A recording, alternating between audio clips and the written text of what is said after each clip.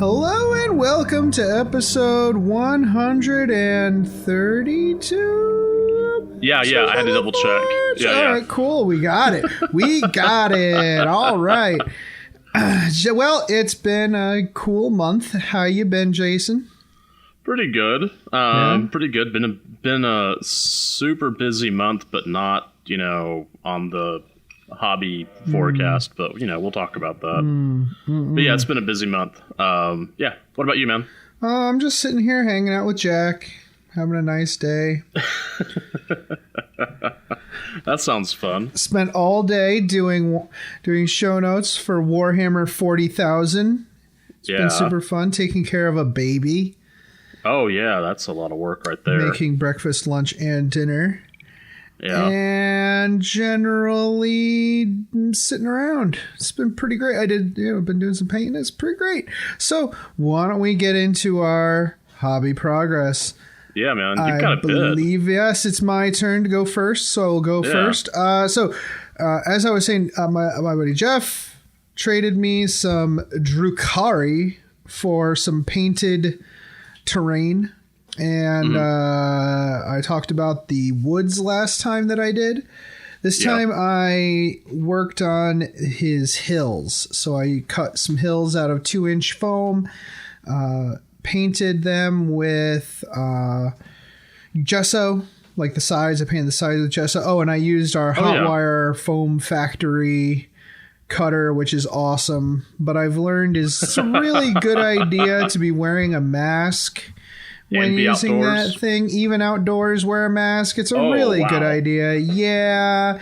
Those fumes, melt. The fumes that are expressed by melted insulation foam, not great. It's not good for you. So So this time I actually wore my good 3M mask. So I did that, flocked them with sand because he just wanted it simple. But I did switch up my product that I used to seal it. Okay. And it's called Plastidip. Okay. Multi-purpose rubber coating. So I think it's similar to. I think that Vallejo has a similar rubberized primer. Okay. But it's not as thick. Okay, so it's thin then. Okay. Yeah, this one is pretty thick. So, but also you can't spray it right on the foam either. So it doesn't get rid of that. I think they have brush on Plastidip, which you can use, right on the foam. But the spray still, whatever is in that aerosol melts foam. Yeah. Okay. But the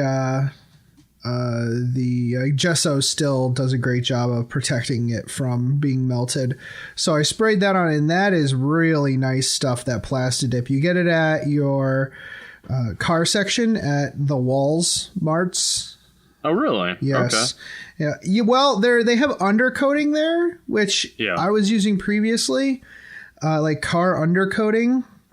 That's a little more rigid. This Plastidip has a little more give to it, which is what you want. You want it to be able to take kind of an impact and not crack, because the foam underneath has give. So I think this Plastidip is going to be a great addition to my arsenal. I also worked on the Drukhari Raider Venom. It's the third Raider. This is the one that Jeff sent me. Venom, 3 Reaver jet bikes, and I just finished the second Razorwing jet fighter last night. Those are super fun. The vehicles are really cool. The Raider, I did some head swaps from some resin incubi that he sent me. The incubi were kind of messed up and missing. I was missing 3 of the heads, so I just used those 2 heads for the driver and the gunner on the Raider. So that Raider is going to be my incubi Raider. That's where they're gonna load up in. Got it. Okay. I've realized that the one Raider that my buddy magnetized the base to is just the worst. Those ball joint ones are way better than using than using a straight magnet. pins. Oh God, those are even worse. So yeah, I'm gonna have to do something with those. I think I might put like a pin on the side of the base or of the post and drill another hole in the Raider. That way it stays kind of straight.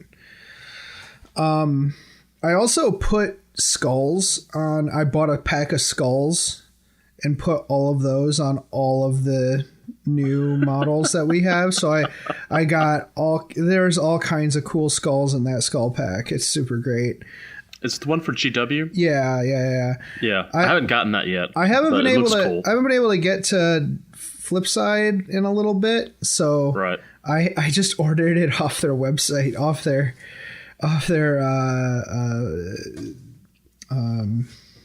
their store on eBay. You still get the discount. It just comes to your house instead. So I did that, and there are literally 100 more infantry. No, more than 100 infantry to go on that project. Yeah, wow. Super fun. Okay. So I'm doing the 5 like scourges. They're the flying kind, like winged Drukhari with the cool weapons.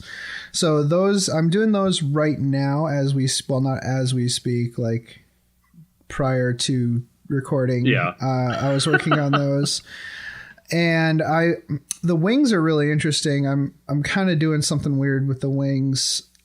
I've been using like this striated brushing technique with the purple, I think it's Magos purple contrast on the leathery wings. So I used like the Cadian flesh tone, and then I washed it without putting any like clear coat. I washed it with the purple.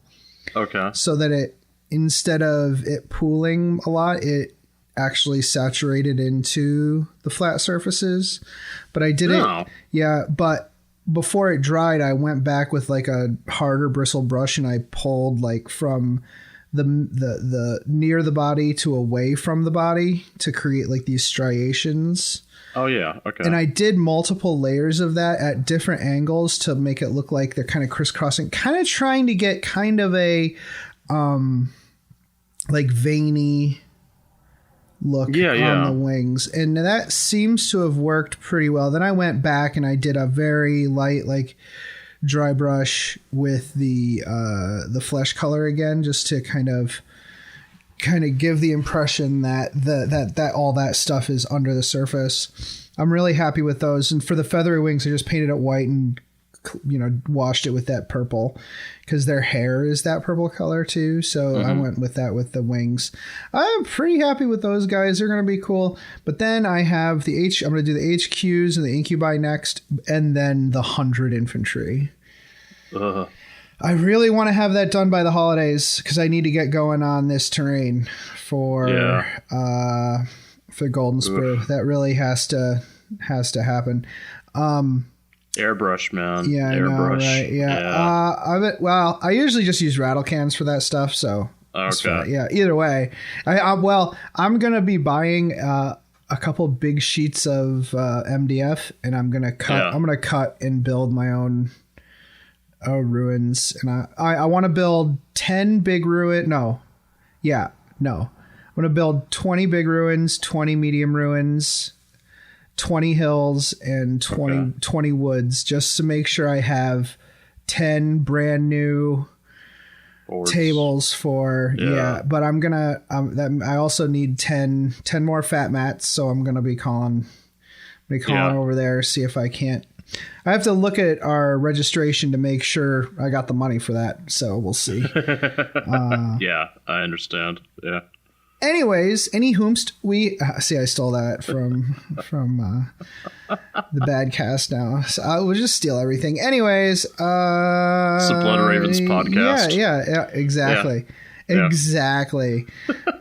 I've been working with the guys. The guys, you and Mike, on our planning for Adepticon. They came out with their like 80% filled events list. Right. Things like there's a couple of things that are glaring omissions. One of them is Kill Team. They don't have the Kill Team set yet. Yeah. But most of the other stuff is on the list. So I really am thinking I want to do the friendly. Would you be interested in doing the 40K friendly? Sure. I just need to figure out what's the what we need to do. Like what requirements do I need? Nothing. I think it's usually like 1,500 points. I think one year it was power level because they were like, we don't care. But the theme is Spaceballs. Ooh. Yeah. Yeah, I saw that. I'm just trying to figure out. Like your army doesn't have to be themed Spaceballs, but the theme of the event, like there'll be, I'm sure, some interesting special rules that make no sense. Oh, yeah. And that's really the whole point of it. Like it's not even, don't even think of it as a narrative event. It's a definitely an open play with crazy rules type event. Some people do still try to go to those and win like competitively, and you just got to look at those people and say, what are you even doing with your life? Stop it. Just stop it. Don't hurt yourself.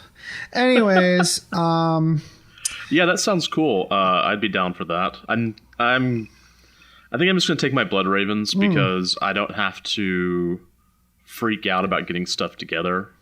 Oh, yeah. Between now and then, yeah. Yeah, I'm thinking the same thing, although that won't happen. I'll probably do something stupid that make me paint something. Like I'll bring my orcs for most stuff. I'll probably also bring my Carriage-on Overlords just so I can play Age of Sigmar while I'm there. I'll probably bring my Blood Bowl team. I saw there's the Stupor Bowl is a 2-day event. There's a lot. Yeah, there's a lot of stuff for the Stupor Bowl. Yeah, I kind of want to do that, but it also that's a 2-day like commitment. Yeah. I'm not sure I want to do that. So we'll see. I could just play Blood Bowl with somebody and that would be fine. And I'll probably bring my Warcry warband. But that I have to paint. That's the thing I don't have painted, but that's okay. I kind of want to paint it anyways. So I saw an Ink 28 thing on there, but I'm going to go back and look at that because if it's a hobby seminar, I'm totally down. Yeah. Well, even if it's a game, like that's fun. It is a game. Yeah. So the strategy with Adepticon is go in, select your badge. Yeah. And select the one thing you definitely want to do. Okay. And then cash out and go back in and register for the other stuff. Yeah. Yeah. Because it's really, really hard to ensure that you get every single thing and that you want, and the stuff that you really, really want to do are probably going to sell out like super quick. Yeah. So you definitely want to take care of that first. I'm wondering if there will be some. I mean, I looked over the list, but I didn't really. How can I put this? Really examine the list. So I don't even know if there was like Zone Mortalis stuff, especially with all of this Zone Mortalis stuff that's coming out. So. Yeah. Which, I'm good with it. I mean, that just means I get to expand my Zone Mortalis board, and that's really... I get to expand it for cheap, which I am very happy about. Yeah, absolutely. And, oh man, those Zone Mortalis look so good. They're so cool. Yeah, I'm going in with a couple of guys on the new Necromunda box because they want the gangs and the rules, but they don't want the terrain. I'm like, I will take the terrain. I will buy that. Yeah, don't twist my arm. Yeah, because they messaged me about it. My friends Keith and Luis, and they messaged me about it. I'm like, they just wanted to see if I was interested. I was like, yeah, man, I'll do that. I just don't want to get everything. I just want the terrain. Right. So that's really it for me. Like hobby wise, I've gotten a lot done.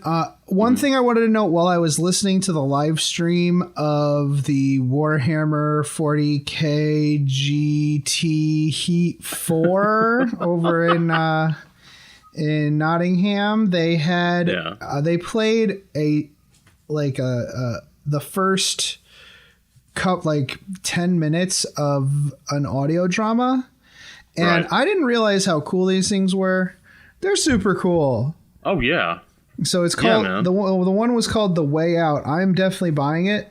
It's about a I forget if it was I think it's a rogue trader. I'm not sure. But anyways, this crew gets stranded on a space station in the middle of nowhere.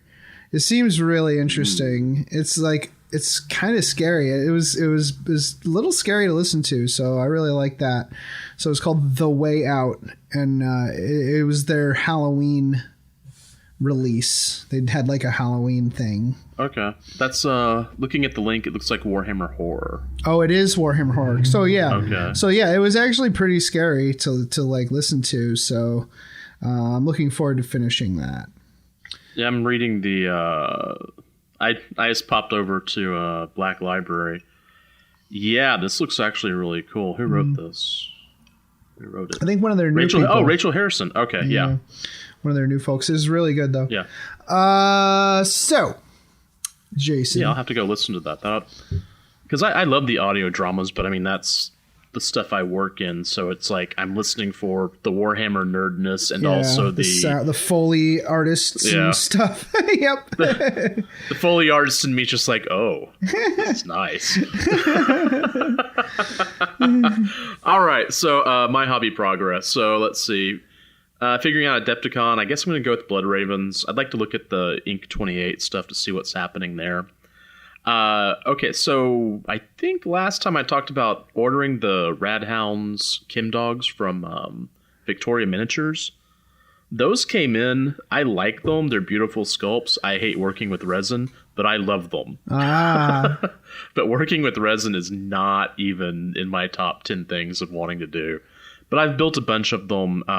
Man, they're detailed. They are so nice, but it's one of those things I'm just having to kind of slog through them because I've been busy the last, month, 6 weeks. So that's still in progress. I'm hoping to get those built this month. We'll see what happens. Okay. So I don't have a whole lot of hobby progress for myself, but one of my friends, Da, who runs the Game Inc. store, he's the owner of the Friendly Local Game Store. He broke his arm a couple of weeks ago, and between his elbow and his shoulder, and so he actually can't paint. So I went through and did some stuff for him. You're gonna love to hear this. I went and primed, Zenithal highlighted and inked 5 Wave Serpents for him. Well, oh god, they're Wave Serpent chassis, so it's like a Fire Prism or Falcon or whatever it is. It's all the same chassis. It just depends what the gun. And so, Zenithal highlighted it. Then I hit it with, there's some green ink from Dr. PH that's pretty cool. So I did that for him. And then he had some jet bikes. He's got one of those old 7th edition Eldar armies that I hated playing back in the day. So he's got like jet bikes. He's got a Seer council on jet bikes. It's like, oh man. So, anyways, I Zenithal primed some of his jet bikes, about 5 of them, and then I painted them with the ruby red ink. Real nice red color, just really, really nice. Really liked it. Was kind of impressed with how it came out. I also worked on his airbrush because he's new to the airbrushing, and he's got this really nice Iwata, but it has the tip on it is not easy to clean. In fact, it's like you have to, like my other Iwata and my Badgers, they all have this tip that you can just pull off. It's not a big deal. But this one you have to screw on, and it's really tiny, and I dropped it 3 times while trying to, put it together. And I think there's some paint jammed in there, so he can't use it for primer, but he can use it to spray inks. So, but while I was cleaning it, I pulled out this huge sliver of, dried paint. It's like, yeah, this is kind of the problem, man.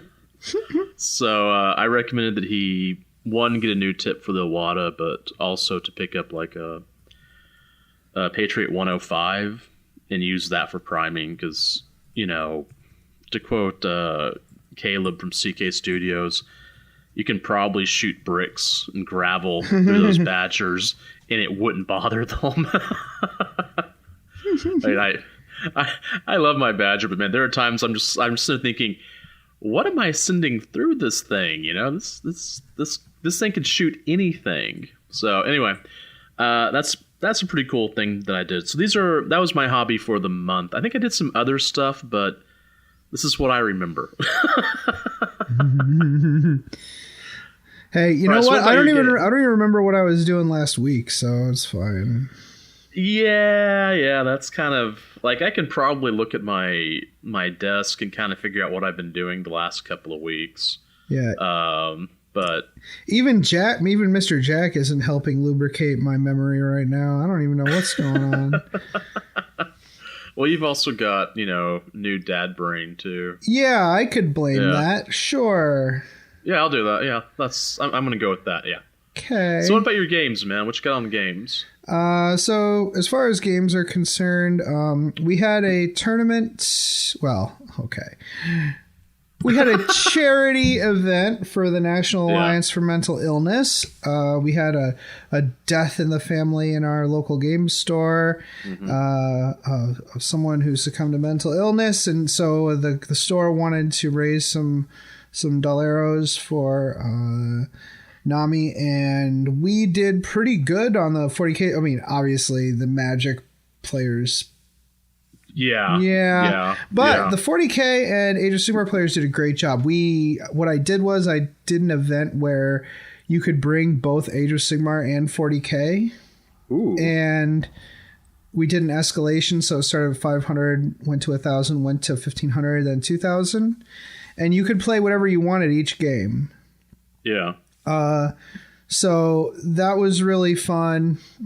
There was a lot of Age of Sigmar there because Du Bois GT was the same weekend. That right? same weekend, and many of our 40K players went to that. But that worked out really well. We raised quite a bit because I had a gold coffee can that I used to. If you wanted to break the rules, you could, but you had to pay for it. So, like, if you wanted to force your opponent to reroll a dice, you had to pay $5. Oh, okay. Yeah, man. Yeah, like that kind. If you wanted an extra command point, you could pay $1, whatever.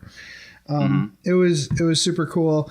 I spent an amount of money that Wendy doesn't need to know. Anyways, no, we don't talk about it. So I also played my Orcs versus Phil's Deathwing, which was really exciting. I think Phil won that game. I don't remember. But it was nice to see Phil's Deathwing again. I just pushed. No, I think I won that game. No, I didn't. Yes, I did. Because it was one of the... So he killed all my models, but it was one of those missions from Chapter Approved where you don't have... Whoever has the most points wins regardless of... Oh, whether they've been swept or not. We've got a few new folks in the store. We're going to try to get some teaching games in at my house for those guys. Oh, cool. Yeah, that's really cool. They're totally new to the game, but they seem like cool guys. I want to try to get some more narrative games in, try out some of these new narrative missions that we've been getting in the campaign books. Right. But I have the Portal coming up in a few weeks, and I need to practice actually caring. So that's a lot of work. So I'll be doing that too with the Orcs. I'm actually thinking about busting out the what are they called? I always forget what they're called. Anyways, it's the Orcs that wear camo and stuff. They're really cool.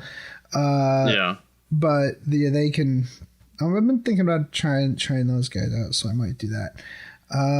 So Jason, what have you been playing? All right, so yeah, I think we can all figure out that I've been busy with work. Yeah. Yeah, I won't even go into it. Let's just say that I'm not getting a whole lot of games or any of that stuff in. But on Monday nights, I've been doing I've reserved Monday nights to where I always go to the game store. Right. And so we've been continuing work on Blackstone Fortress Escalation. Oh, cool. I kind of love Escalation as I'm working with it. It's got, like at the beginning, the mapping does take a little bit of time to get used to. But once you've got it down, that's fine. I mean, it comes with a hex map, and you're supposed to figure out your way from the gateway to, what is his name? It's Malix, Obsidious Malix, to his throne room so that you can go through and defeat him. And so that's pretty cool. The thing is that he can still show up in random encounters between there and the throne room, which I'm going to talk about in a second. So anyways, the Blackstone Fortress has a whole new group of explorers and some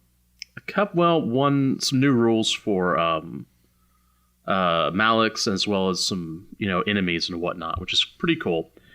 I'm decided that I would go ahead and run the Rogue Trader in this box, which is she's got dual pistol, she's got servo skulls, she has a peg leg. I mean, just kind of a really cool model. Like when I was building, I was like, I want to play this model just because of how awesome it is. And then I saw the rules. She's got dual pistols and just will wipe off units. If I have a good roll of, not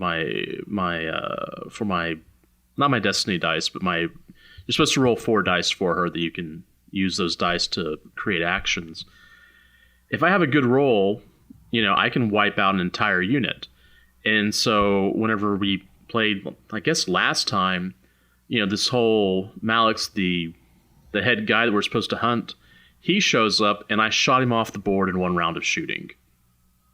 So I kind of adore the rules for this one. I also have an invisibility cloak that I'd gotten from the Brute, and yeah, that's fantastic. So I have an invisible rogue trader who runs around shooting up the place. I mean, once she shoots, she's no longer invisible, but it's great. I'm having so much fun with this character, and I'm wanting to take a retinue character, the orc, the Flashgit, which is a white dwarf rule, because one of his rules, first of all, he's shooty because he's a Flashgit, but one of his rules is wherever he aims, everything between him and what he aims at takes damage. Oh, that's cool. It shoots through schools. Pretty much. Yeah. Johnny Dangerously right there. Yeah. That's that's exactly what this is. Like I went, so I could aim at the guy at the back, but everyone between here and there takes damage. It's like, I was like, this is awesome. That also includes the other explorers. So, you have to be... It's one of those things that, do I run this as a Flashgit orc, or do I actually try and keep this guy's character under, wraps? So I have a feeling that I'm probably going to rename him Cannon Fodder and just put him at the front of everything. Yes. Yeah. But it's a fun rule set. I really recommend this game just because... I guess if you look at, people want to look at, well, how much does it cost? Fine, there's the cost, the outlay, but then you get to build and paint the models. But the thing is that this campaign is big. Like, it doesn't look that big until you start reading through the rules and whatnot, and it gets pretty large pretty quickly. So, I've been really happy with it, and I think that we'll be able to do a lot of playability stuff as well, and they keep adding expansions to it, once every 6 weeks, once every 2 months. So, and, those expansions are quite a bit of fun. We did Trader Command, and that was a lot of fun. So, yeah. So anyways, that's my gaming for the month-ish. Excellent. Yeah. Excellent. So highly recommend Blackstone Fortress. Highly recommend. Awesome. That's great. Right. That's great. So I like it. I've only played it a couple times, but I think it's super fun. So yeah. Well, I think we're up to the Beyond the Fringe portion of our intro. So Beyond the Fringe today, I'm going to go out on not a limb and totally not help anyone by saying Disney Plus is my hot pick for this month, because so the day we got it, it was my work from home day, so Quinn and I were sitting there. I was doing my work and he was sitting there, so the first thing I do is bring up Lilo and Stitch, which he watches. Then I bring up Robin Hood, which is awesome. It spawned an entire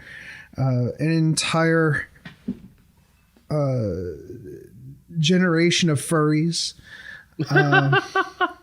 Then during his nap, I watched Mary Poppins. During his nap, I watched The Old Parent Trap.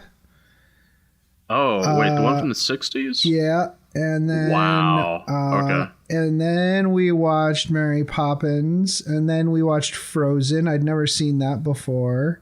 Mm-hmm. And then we watched something else. Quinn and I watched, I forget what we watched after that. But after he went to bed, Wendy was at bowling, so my buddy Gene came over, and he brought bourbon, and we drank bourbon and watched Flight of the Navigator. So, man, I haven't watched that in forever. Yeah, it was a pretty great day. Yeah.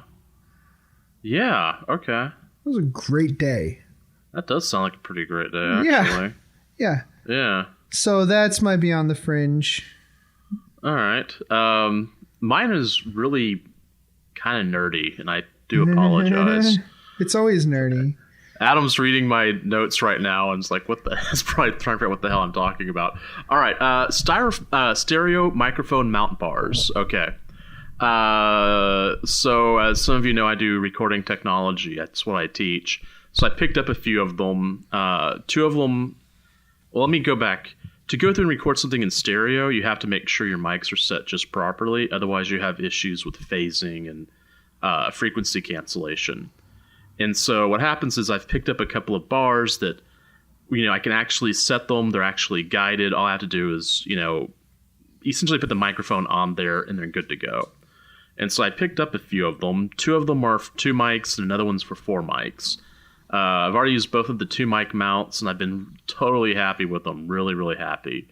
And they've actually made my life a lot easier in my class and in my recording sessions, because I only have to carry 1 mic stand instead of 4, because I'm not getting any younger, and carrying four mic stands is terrible. So, and I just picked up the 4 mount, but I probably won't be able to run that until maybe next semester, or something fun happens over break. I don't know. Okay. I do have a second Beyond the Fringe. It's hobby related though. Oh, okay. So I don't know if it really fits our Beyond the Fringe. Well, but it's not my hobby. Have at it. Okay, so my new favorite thing for, not my hobby is listening to a Don troll Carl about my last name on Independent Characters. Yeah, that's super fun. Your last name, as we all know, is Motif. Yeah, Motif, yeah. Well, because Adon posted the whole moving with 40K. And since I started playing 40K in 2013, I've moved from Texas to New York and then back to Texas. And I learned a lot about packing miniatures on the first trip up to New York. If it's resin or fine cast, it goes in the car with you, stuff like that.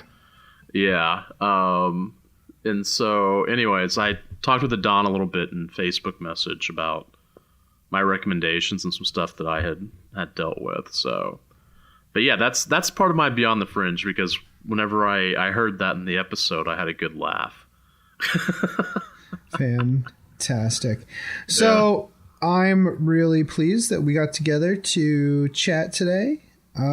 So we're going to come back and talk about the new Psychic Awakening books. So we've already had some conversation about the first one. Yeah. But I kind of want to go over the lore that has progressed since these two books came out. We just had a new one come out, and we got it yesterday in the mail, so I'm tired right now. Yeah. But I hope that you enjoy the forthcoming episode.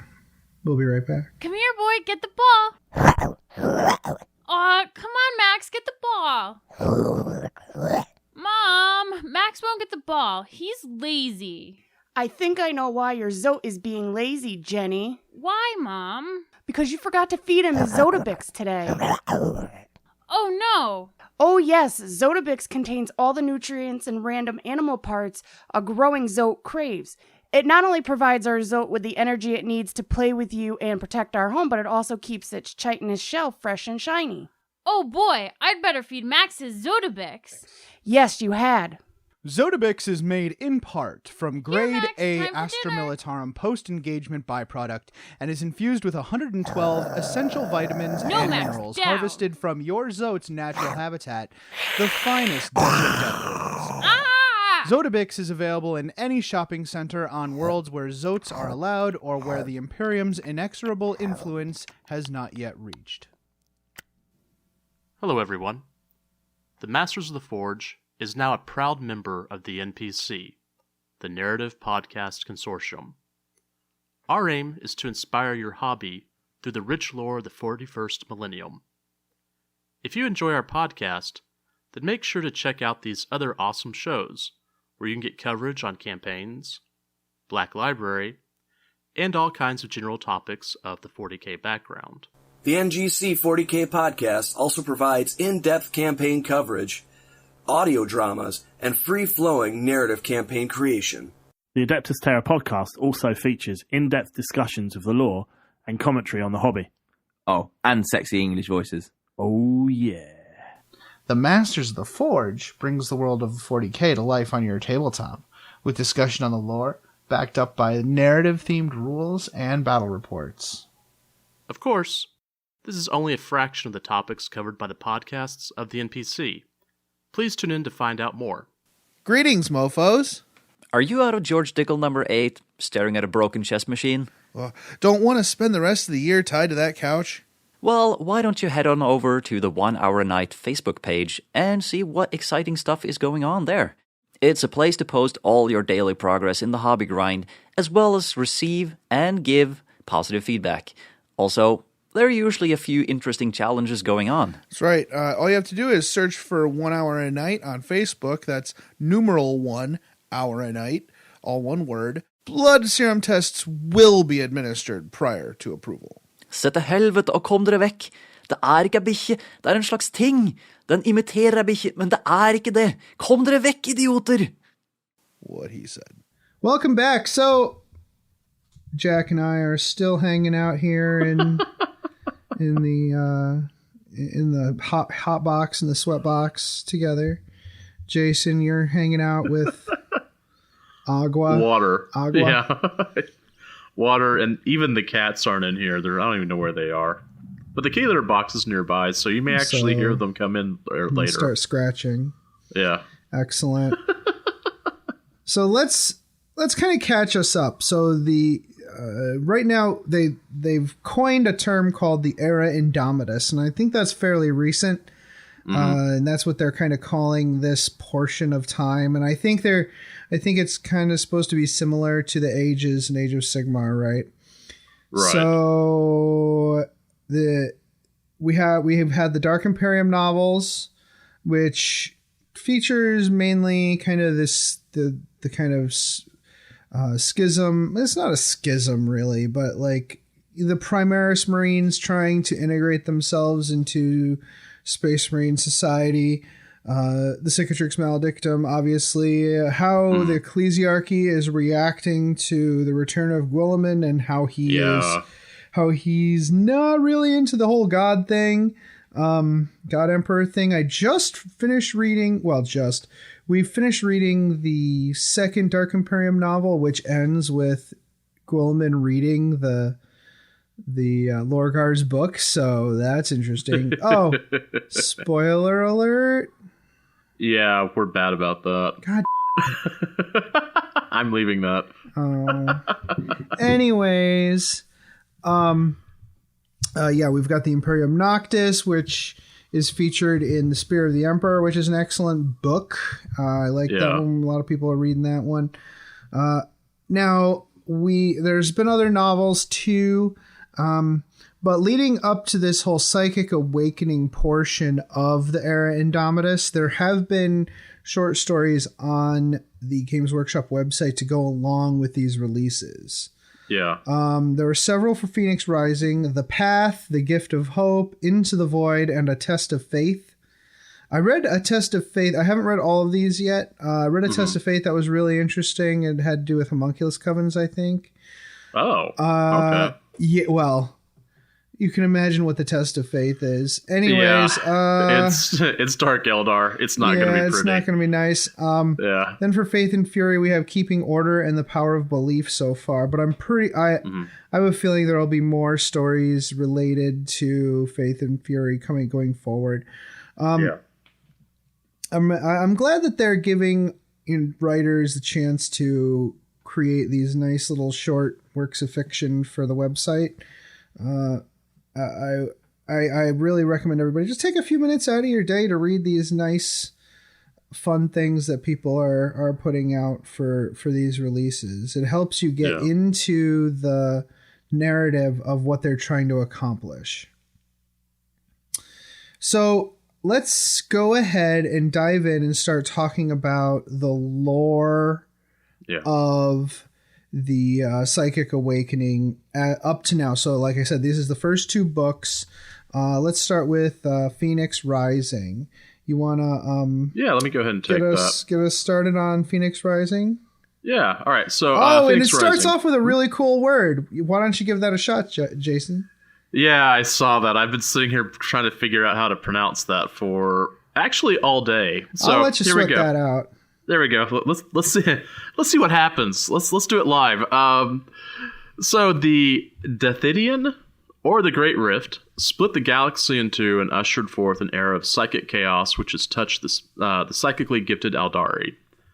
Although all Aldari possess a singular connection to the warp, the craft worlds have long erected powerful mental defenses against the most dangerous compulsions of their art. It's like why they it's why they are able to survive this whole thing. Yeah, it's kind of amazing. I went through and added a little bit more later about that. One thing as I was reading it that really, really struck me was the webway is still present, but it has been quote unquote battered and torn by the quote unquote raging fury of the Imperium. What I find fascinating is that the Harlequin paths seem to be intact, whereas the Aldari paths are damaged and difficult to traverse. Which I find that pretty interesting because I'm wondering what's coming next. Because there has to be, if they drop that bit of lore or that little sentence, that means something's happening. Right. I think at the very the Harlequins just know the least messed up paths. The I guess some descriptions of the webway say it's between the material, but between the Empyrean and the material world. So if the veil between those places has gotten thin, then it's gonna affect the webway as well. Yeah. It's interesting. I just thought it was the most interesting part to me was that the Harlequins are, hey, we're cool. Yeah, we're fine. Good. Yeah. So the Yunari have not disappeared from the lore, but they are an integral part of the way forward. Their philosophy, which seeks to bring all the disparate factions of Aldari together under one banner, has sown as much discord as harmony. This is all thanks to our buddy Eldrad, who thought he could have his cake and eat it too by summoning forth the spirit of the Ened before the Eldari was extinct. Thanks to the Death Watch, his ritual never came to complete fruition, but the Ikarn was eventually born from this attempt and is chosen Ivrain as its vessel and caretaker. Yeah, thanks, Eldrad. Like he's caused some additional problems. Some folks were wondering if GW had seen the Yanari as a mistake. Really? Yeah, there's some talk about it because they were only in the index for a while. But really, folks, we just have to not take it. Just because they're they don't have rules doesn't mean they're not a part of the. Right. So the new Yanari rules were added to this supplement so that people have a nice permanent, hard copy of the newest rules for the Yanari. And they are all over this. Like the Yanari are, and what's happened with that whole thing is central to this entire story. So they're not going anywhere anytime soon. So the Craft World Farseers generally see the Dithidian as a source of this vast bleed of etheric energy into the galaxy. And the Eldari Craftworlders are the most kind of in tune with these psychic matters. And the Farseers believe that the path system, which requires the individual Eldari to focus their mind, is what has protected the minds of these Craftworlders. So like you were saying before, they have this kind of psychic defense of the against this kind of thing because they're these puritanical Eldar, right? Like that's why they survived the fall to begin with. There's an interesting bit of lore in the book about the Eldar that followed the path of the witch and how they have become, basically the people who were just kind of good at psychic are now masters. The masters are now like supernatural, etc. Just showing that, everyone's power has pushed beyond, but certain paths in the Eldar society are just like, godlike almost. Right. So, exactly. Yeah. The book goes on to kind of say that like it's this kind of tantric self-denial that keeps them safe from the horrible doom that befell everybody else, and it continues to do so. But the whole Yanari thing, the Eldar, like the Craftworld Eldar, kind of renounce some of that in order as a means of following the Yanari, and the Drukhari also kind of renounce their I wouldn't call it a renouncement. It's more of they cast away the shackles of their reliance upon pain and the desire to punish and to overpower others, to have power over others in order to follow the Yanari. So it's really funny how a lot of this stuff, the Eldar are so compartmentalized, like their brains are so structured that they're capable of switching gears like this in the face of a new belief system. Right. So the Eldari now see the fall as this mortal blow, but the current times are their race's death rattle. So before they were like, well, we're a dying race, but now this is it. We're at this point now, right? They believe it's possible for their species to be reborn if they find the crone swords of Morai Heg and or give their souls wholesale to Yniad. Yeah. But the fifth and final crone sword was stolen by Slaanesh and taken to that god's realm only. So there's only one path to victory remaining. It's through the Yniad. Which is interesting. I mean, I guess if you took all 4 Crone Swords to Slaaneish's palace and just hoped you could find the 5th one there somewhere. Yeah. That's it. Go kill the sucker, you know? Yeah. But, you know, instead they're following the Ennead, and whether the species as a whole agrees that Ennead is truly the savior of the Eldari or not, it's a fact that the being is growing in power and influence. Yeah. Yeah, that's... Oof. Anyways, so of course the coming of the Ennead has not escaped the notice of She Who Thirsts, because, yeah, of course. The book actually does not leave Slaaneish's perspective a mystery. It is revealed that the danger to Slaanesh posed by the Ennead is quite real. Furthermore, the god is extremely put off by the souls the Ennead is stealing and craves to devour the Incarn above all others. Take my stuff, I will eat you. This is mine. You know what's interesting? That's more like a Tyrannid thought, you know? Yeah, well, yeah. And it's really funny. I would have expected Games Workshop to, or at least the lore masters over there, to want to kind of keep under wraps whether the Ennead is legit or not. Right. Like, some people were wondering if it was just another manifestation of Slaanesh stealing souls. Right. But this book actually goes from the perspective of Slaanesh for a portion of it, and Slaanesh does not appreciate what they're doing. So it's clearly legit. Whether it's going to work or not is still another story, but at least we know it's not just another Slaanesh. It's not a Slaaneshi trick.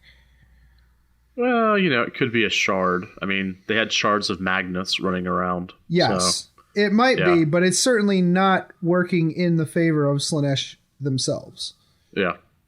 All right, so oh, hi, cat. Sorry, one of my cats just jumped. Okay, fine, go over there. Let's see, where are we? The Incarn and the Ennead not only represent hope for the Eldari race, but also their possible doom. The Inari have put much of their faith into the God of the Dead and rely on this faith to protect them. As such, they have cast aside many of the old protections they had been using to deny Slaanesh for millennia. Were the Dark Prince to defeat the Incarn, the souls of the Inari would be an easy and delicious meal. I don't remember. Did they talk about the Harlequins in here? Or... Because there's a really great book, and I can't remember who it was by, on the Harlequins, and they kind of talked about how they got, they denied Slaanesh, not denied Slaanesh their souls, but were able to feed other souls instead of their own. Right. I think it was probably Gav Thorpe, but they were talking about how they, in this book, a little bit later in this book, they talk about how the Harlequins don't use soul stones. They don't care. They think that when they die, their souls are stolen. They're the Kegarak actually manages to pickpocket those souls from Slaanesh before they die. I like that. That's because very Kegarak is tricksy. Ravens. Yes, they're tricksy. So the talented craft world Eldari have also harnessed the surge in psychic energy. Whether they be the most powerful Farseer or a rank-and-file guardian, the Eldari species has rekindled their connections to the forces of nature. This fact has given some craft worlds hope that their species can be saved without the aid of the Ennead, thus causing further friction between the factions. Right. So the new psychic surge has actually increased the power of Craft World Eldar. Even ones that don't use psychic powers specifically, they find that they're quicker. They're able to fight better. They're they're revitalized by this sudden surge of warp energy that's infusing everything in the material realm. Yeah. So that's really interesting. So the Eldari are now kind of just throwing themselves against the forces of chaos. There's nothing left to lose, right? So Right. as much for rational motives as to quell the pain and confusion caused by the constant presence of the great rift in their minds. So they give that throughout the book there are some descriptions of what each of the subfactions in the Eldari are doing. So let's go over a few of them because some folks might be interested in what their favorite craft world is up to. Yamelok's engines of Vol have been fighting against demon engines in the Halo stars, so like in the kind of the galactic northwest, deep in the deep space. Yeah. There's a huge contingent of howling banshees diving for the Eye of Terror in order to find Jane Czar in an attempt to convince her that the Inari are bad news. They are not so successful. Craftworld Ilkaith fights against the orcs along the border of the Dithidian, and their worship, and their worship is infected with a terrible mutated disease. So it's kind of like edit point. Oh, I was going to leave that because it was infected disease. Oh, okay. yeah, okay, that makes sense. There we So go. it's kind of like the craft world is covered in coral that constantly is growing. It's really gross. Craft world Lugganoth strikes back against the Drukhari, who had massacred Lugganoth's imperial allies. But both factions of Eldari are beset upon by a chaos force who smell blood in the water. Good for them. Hold on. Lugganoth is they're orange, right? That's Curtis's. That's Curtis's craft Okay, world. good. Yeah. Good, I remember that. Yeah, well, they're a lot nicer than like they're a lot nicer than Biltan or Biltan. Ulthway Screw those or- guys. Samhain are betrayed by the Imperium on Vigilus. We read about this in a previous episode. Due to a terrible misunderstanding, and they eventually rejoin the fight against Chaos.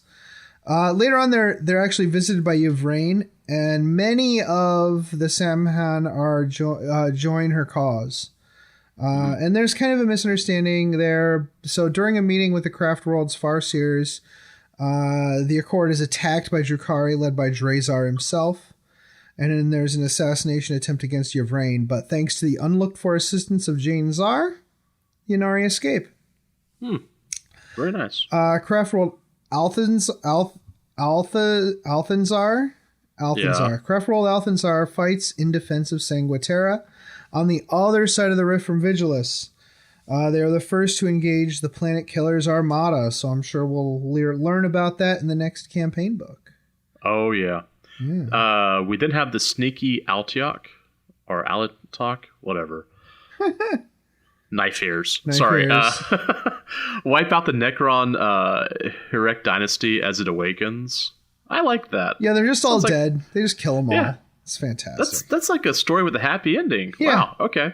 Although the greater here's where the happy ending goes south. Although the greater demon Slitha attempted to use this conflict to gain an advantage against the Aliatok. The Craft World scouts were far too entrenched in that region to allow the demon's envoys to reconnoiter the Aliatok disposition. So yeah, they just shot him with sniper rifles. It's pretty great. Yeah, that actually is pretty great. That's Yeah. I don't know. That sounds like a fun, narrative game. Just have like a single sniper that's taking out, Seekers of Slanesh. Yeah, because why not? You know, Biltan's craft world had broken up. I think that we talked about that in Rise of the Primarch. Well, yeah, Biltan Biltan got messed up, but now it's just busted up into a million pieces. Oh, good. Okay, fine. That's we didn't like the place anyway. So it's broken up both physically and sociologically. The world, now a fleet, was divided by the Inari and those still loyal to the Biltan philosophy. Those who still called themselves Biltan traveled to the Exodite stronghold of the Three Sisters and battled the forces of chaos there. Their victory was secured with the help of not one or two, but 3 Phoenix Lords. Because 3 is a magic number. Mm-hmm. And now I get to try and say their names. Baharath, Fuigan, and Karandras. Oh, he has a card in the new Warhammer card game that's on iOS. Oh. Okay, sorry. Not only did they secure victory, but many young Exodites forsook their duties and oaths to follow the Bealtan into the galaxy to fight against the doom of the Eldari. Yeah, so that's interesting. Yeah, and the Exodites were super scared because there's a foretelling that if all 6 Phoenix Lords get together, that will be the Rhododendron is coming. Like the end of the world, the end of the universe is coming. That's what will happen when they eventually all get together on the battlefield. So when 3 of them show up, they're like, it's getting pretty close to that number. No, nobody else should really be showing up right now. Okay. Let's just chill this for a minute. Yeah. You don't want any more than that. No. That would be pretty terrifying. All right. So we then have Ulthwé fought the Screaming Serpent along with Imperial allies on Emperor's Day. What could this mean? Yeah, I'm looking at this thing. I'm like, oh, really? Are we gonna get a Fulgrim, Demon Primarch Fulgrim on Christmas, either this year or next year? That'd be super cool. If we do, I really, really want Corvus. Yeah. But anyway, okay. Also, they've been using their powers of Farsing to manipulate Imperial worlds to oust any leaders who would eventually fall to the will of chaos. Thanks, Ulthwé. Mm-hmm. Unfortunately, the Eldari couldn't waste a lot of time convincing the public of these worlds their leaders would be corrupted, so instead they simply killed these leaders in daring execution raids, because that's the way to win hearts and minds. Yes. Yeah.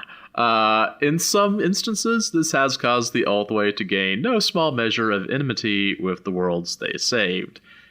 Yeah. They're not... people didn't appreciate them executing their leaders, even though they had no idea those leaders were about to get them embroiled in the forces of the Ruinous Powers. Yeah, that would be... That's a problem. Yeah, that's a wee bit of a problem. Eandon, the last one we're going to talk about is Eandon. They fight for survival against the tides of chaos, which, like everybody else. When Yvraine came with a message of hope for their diminished people. I mean, the whole Ynnari thing would be a huge change for Eandon. They're so badly diminished by losses that they're basically the undead Eldar, right? Right. Still, she was at first kind of spurned by them because it seemed too good to be true. But during a battle with the forces of Nurgle, the Ynnari and a Corsair fleet led by Prince Uriel threw back the enemy. I think we also read about this at some point. Uriel was slain in the process, but Yvraine used the power of death and rebirth to first, she used the power of death to cleanse the corpse of Nurgle's taint, and then she resurrected him with the power of rebirth. This convinced the Eandon that hope for their future was possible. Now, there was a little other section in here about they're kind of hoping that they can. Right now that they make stuff out of Wraithbone, right? Right. So they're kind of in talks with the homunculus. There are very few homunculus covens that have actually joined Ynnari because that's their bread and butter. The Ynnari are kind of ruining their day, but some of them have been convinced. So the Eandon that have come over to their side are like, well, we could create new bodies for all of our fallen people. So we could kill Slaanesh with the Incarn, and then when Slaanesh is destroyed and the souls are released, they could be released into new bodies and the whole Eldar race could be reborn. Oh yeah, okay. So I thought that was an interesting concept. I don't know how they would, accomplish it. It would probably be some space magic thing. Yeah. I mean, everything is space magic. Everything is the warp because the warp. So since the coming of the Dithidian and the ascension of Yvraine, Kamara has been in a state of constant turmoil. Well, more so than usual. This was one more schism for the Drukhari to manage. So they're always dealing with this crap anyways. So it's kind of no big deal to them. Still, it pisses them off. Many of the cabals and cults found solace with the Inari. Their cravings for suffering were abated. Like, it's actually they talk about this in there. But they replaced that craving with the released souls of the dead. These defectations were troubling to many archons, Vect included. They found their power bases beginning to diminish as the Drukhari Unari's allegiances shifted to Yvraine. Of course, this was not something Vect could endure, and he began pitting factions against each other in an effort to quell the rise of the Inari in Kamara.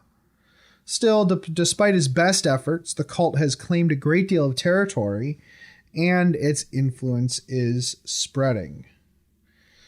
Cool. All right, so the flesh crafters of the homunculus covens were extremely upset about the Inari disrupting their livelihood, so they worked against the upstarts. They devised an ingenious punishment for such followers. Flesh changed them into the image of lowly humans. Yeah, it's like being turned into a primate, you know? Like, yeah. Oh. Yeah. So those so afflicted would do anything to be changed back to their original Aldari forms. Vect used these flesh-crafted Drukhari as undercover agents within the Imperium in order to coordinate attacks against the Inari.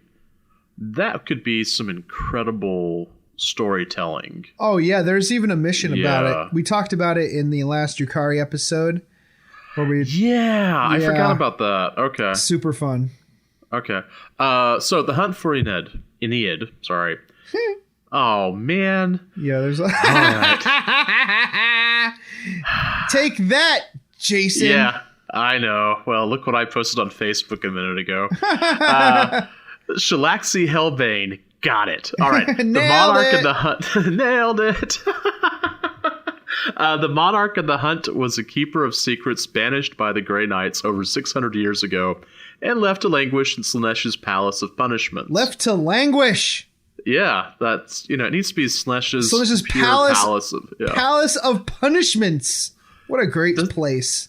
Yeah, doesn't it sound like, it should have a White Castle next door? Well, it sounds like something that you'd pay extra money to visit in, after the Las Vegas Open. Oh, yeah. Yeah. We're going to leave it at that. Okay. Slaanesh decided they need to, you know what? Whenever LVO comes to the Las Vegas, you should always just, put a few extra dollars in Lysol stock because... Yeah. That place gets extra messed up when those guys visit.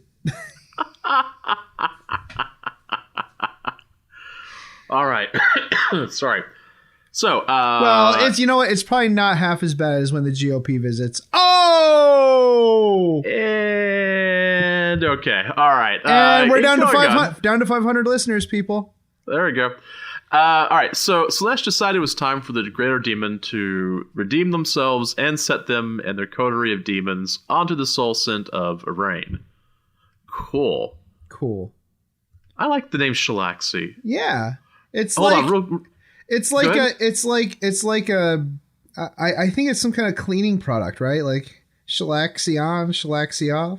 Sure, we'll go with that. Right. We didn't mention this earlier, but I do like the name generators. Oh, they're so cool. Yeah. Do we talk about that later in the notes? I didn't notice. I don't think so, but I love the fact that there was at least one post on the competitive 40K Facebook page complaining about the space wasted on name generators, and I'm like, that's the best part.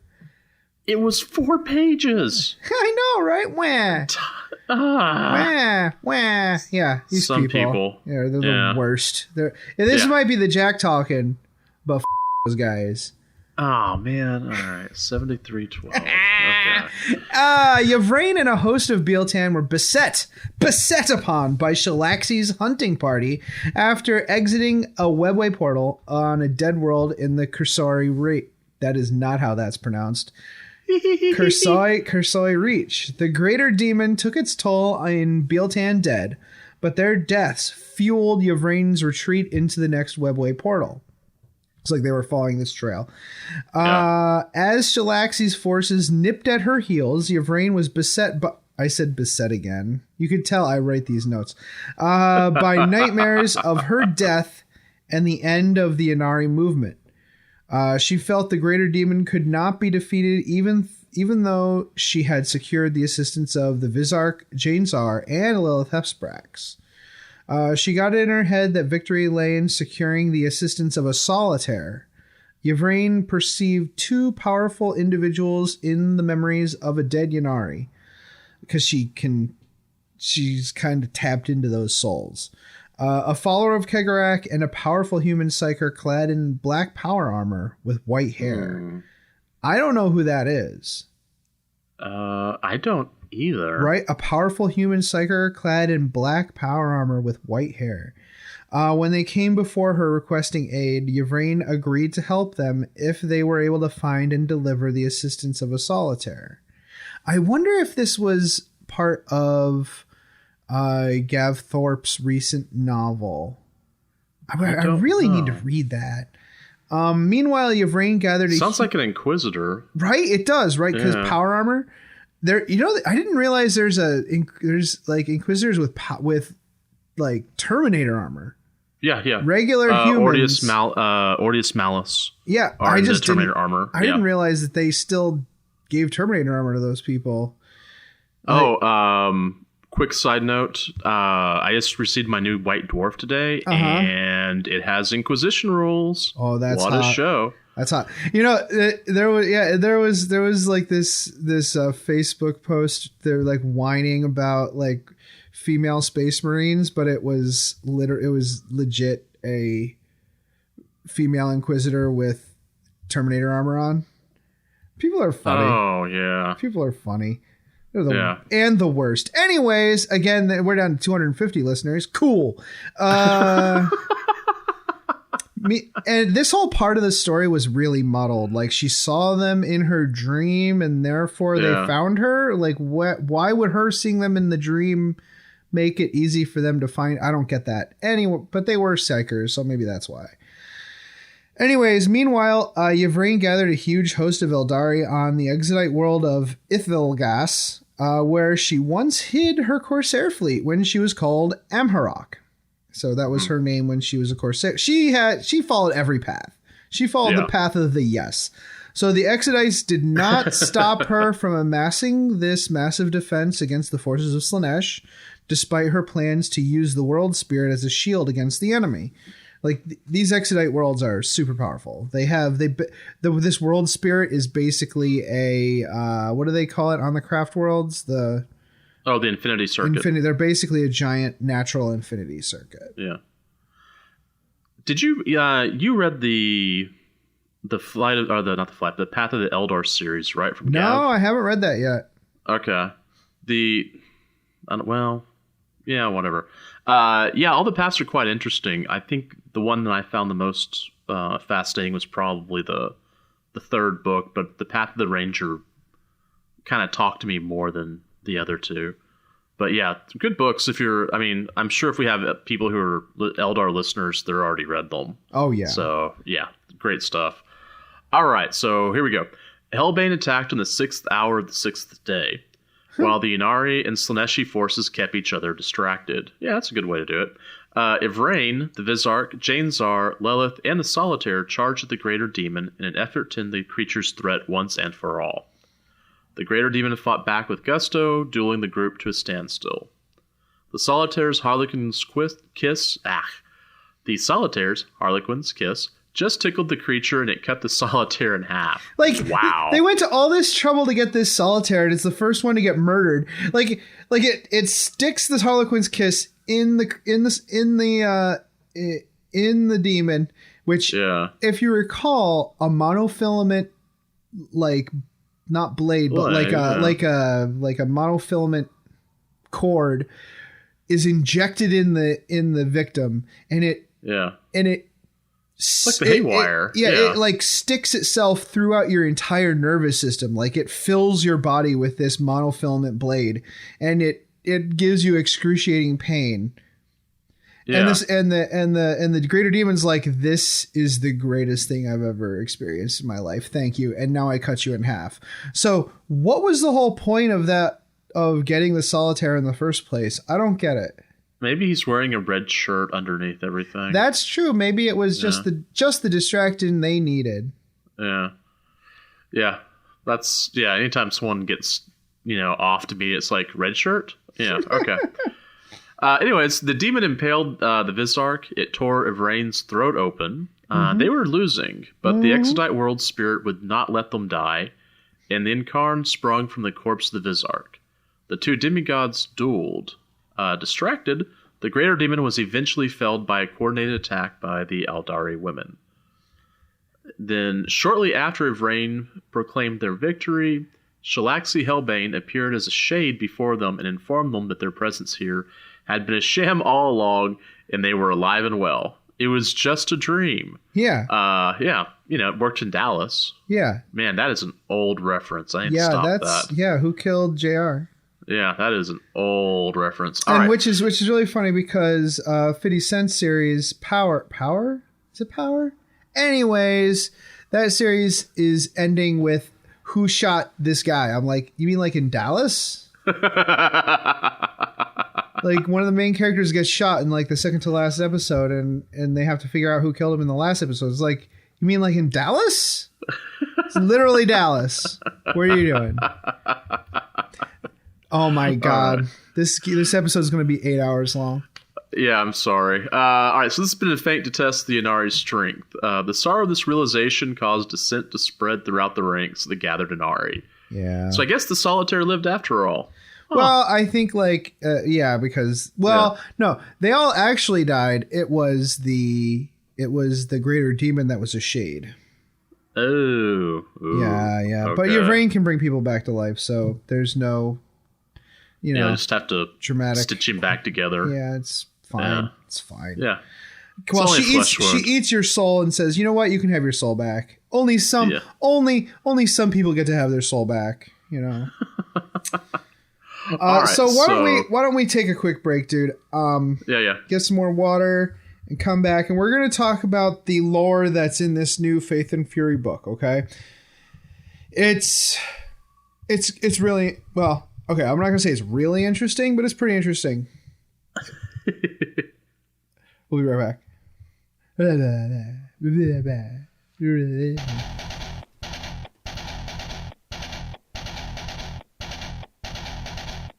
Hey Archons, tired of the boring predictability and efficiency of stuff that always works? You need the Slith Party Bus!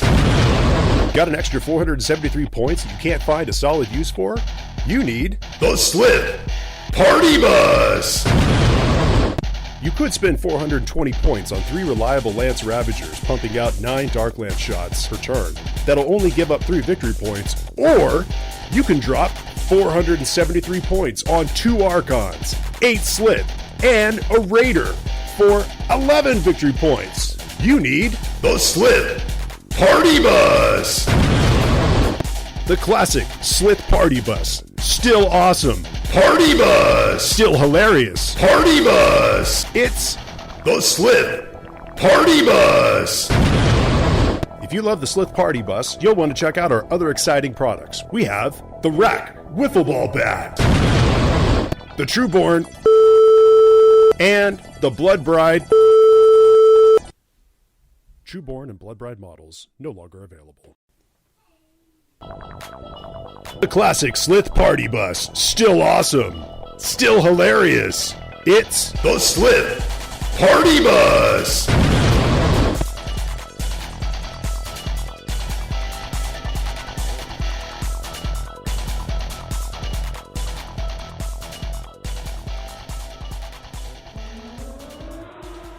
Are you looking for a pressure-free hobby Facebook group? Hobby Streak. Are you looking for a community where you can keep your hobby progress on track? Hobby Streak. Do you want a Facebook group that focuses on all aspects of the hobby? Hobby Streak. Hobby Streak is a Facebook group for building, painting, list building, playing games, and everything in between. Hobby Streak. Post daily updates showing or telling about your progress for friendly and helpful support from a great community. Try Hobby Streak today. Oi!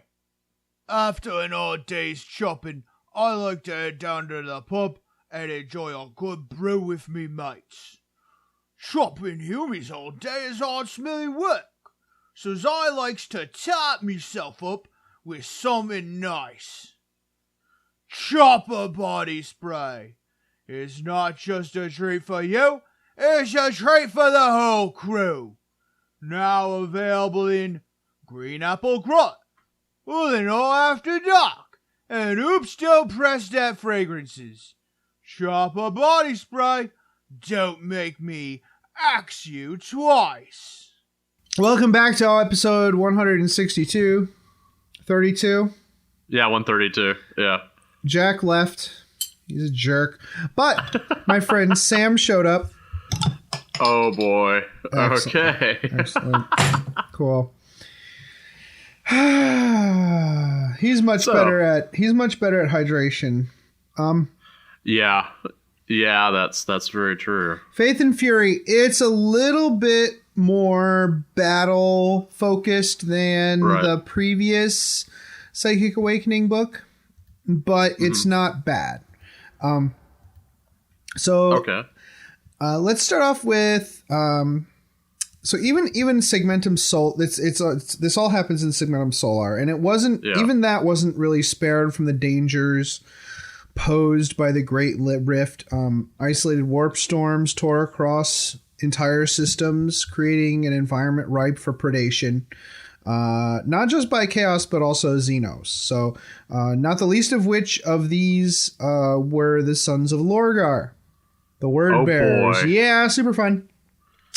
They, along with the rest of their kin, sowed seeds of heresy throughout the Segmentum, even under the light of the Astronomicon. None except the faithful of the Adeptus Sororitas saw the incursions of the Word Bearers coming. After experiencing visions of catastrophe and reading the portents displayed by the very nature of the enemy's attack pattern, so they kind of saw that the attacks had a meaning beyond just the ramifications from a tactical standpoint. They also saw a greater plan at work in the Word Bearers' methodology. So with the disruptions in the interstellar communication, they were forced to personally set forth into the galaxy to warn the Imperium. So this was the biggest mobilization of the Adeptus Sororitas in history. Of course, meddling by the Order's militant was something that the Word Bearers could always count on, and their plans accounted for this fact. What they did not account for, however, was that the emergence of the Cicatrix Maledictum had not only empowered the forces of the ruinous powers, but those faithful to the God Emperor. Miracles accompanied the faithful and turned the tides of battle at every turn. A war of faith broke out among the stars, and one of the epicenters of this war was the Taladus system. One might say it is the epicenter of this. Interesting. Yes. As I was thinking about this, all I could think of was, Legion of the Damned. The Demons of Law, I guess. Uh-huh. Yeah, that's something I've been thinking about, like, that's how to run them, And I forgot to mention that in Hobby Progress. Oh? Oh, yeah, so I stripped all of them, and then I went through and did a base coat of Zenithal black up to green up to white. But I haven't even posted pictures of it. Yeah, that's how bad I am with Hobby Progress. I forget to take pictures of what I'm doing. This is why I don't do a lot of stuff on Hobby Streak things. It's all a blur. It's all a blur. Yeah, trust me, it wasn't anyone shooting JR though. Good, we'll bring that back. Okay, keep going. So the Taladus system is situated relatively near to Terra in the galactic northeast. Within the Veritas subsector. The capital world of Benediction was an incredible wonder devised by Sebastian Thor in M36 after its population had fought valiantly against the evil High Lord Gorge Vandir during his reign of blood, which is not a Slayer tune. So, Speaking of Slayer and one of my goals in teaching, I actually pulled in a Slayer tune during one of my teaching sessions about a month or two ago. It was fun. I felt like I had finally hit that bucket list I wasn't aware of. Anyway, the world's entire surface was given over to shrines and mausoleums to celebrate the lives and house the bodies of saints. The system was protected by several Sisters of Battle fortress monasteries, as well as entire regiments of the Astra Militarum, which could come back to be called the... Ha-ha, sucker! Wow. Okay, give me a second. Gradask? I think so. Yeah, okay. All right, which would come to be called the Gradask Illuminators. Yeah, Illuminators is the easy word. Okay, fine. So the Gradask Illuminators. As such, the Veritas subsector made a bulwark and staging ground which was left virtually untouched for centuries, even during the coming of the Cicatrix Maledictum. The most recent regent of the sector, Cardinal Morst Bolifax, ruled with the brutality of militant orthodoxy. His decrees saw the destruction of several tangential imperial cults in the region. The faithful worshippers of these cults tortured, crucified, and burned alive for their deviancy. Of course, this made the region ripe for even greater transgressions of heresy. The word-bearers, chief among them, Cor Pharaon himself, worked in the shadows, slowly turning cults to the light of the Runas powers. The Dark Apostles roused the people against the ecclesiarchy, comparing Bolifax to the much maligned George Vandir. It was a short trip from such ideas to true heresy against the God Emperor. Right. Oh, that looks fun. Yeah, the entire Tacitus system exists because of Georg, yeah, whatever, yeah, Vandir, who he's the reason the Sisters of Battle exist. Like, he created this militant arm of the ecclesiarchy, and they turned against him when they realized he was, a tyrant. Mm-hmm. And they were rewarded for their faith by becoming the Adepta Sororitas, and it happened all in this region. This world was one of the big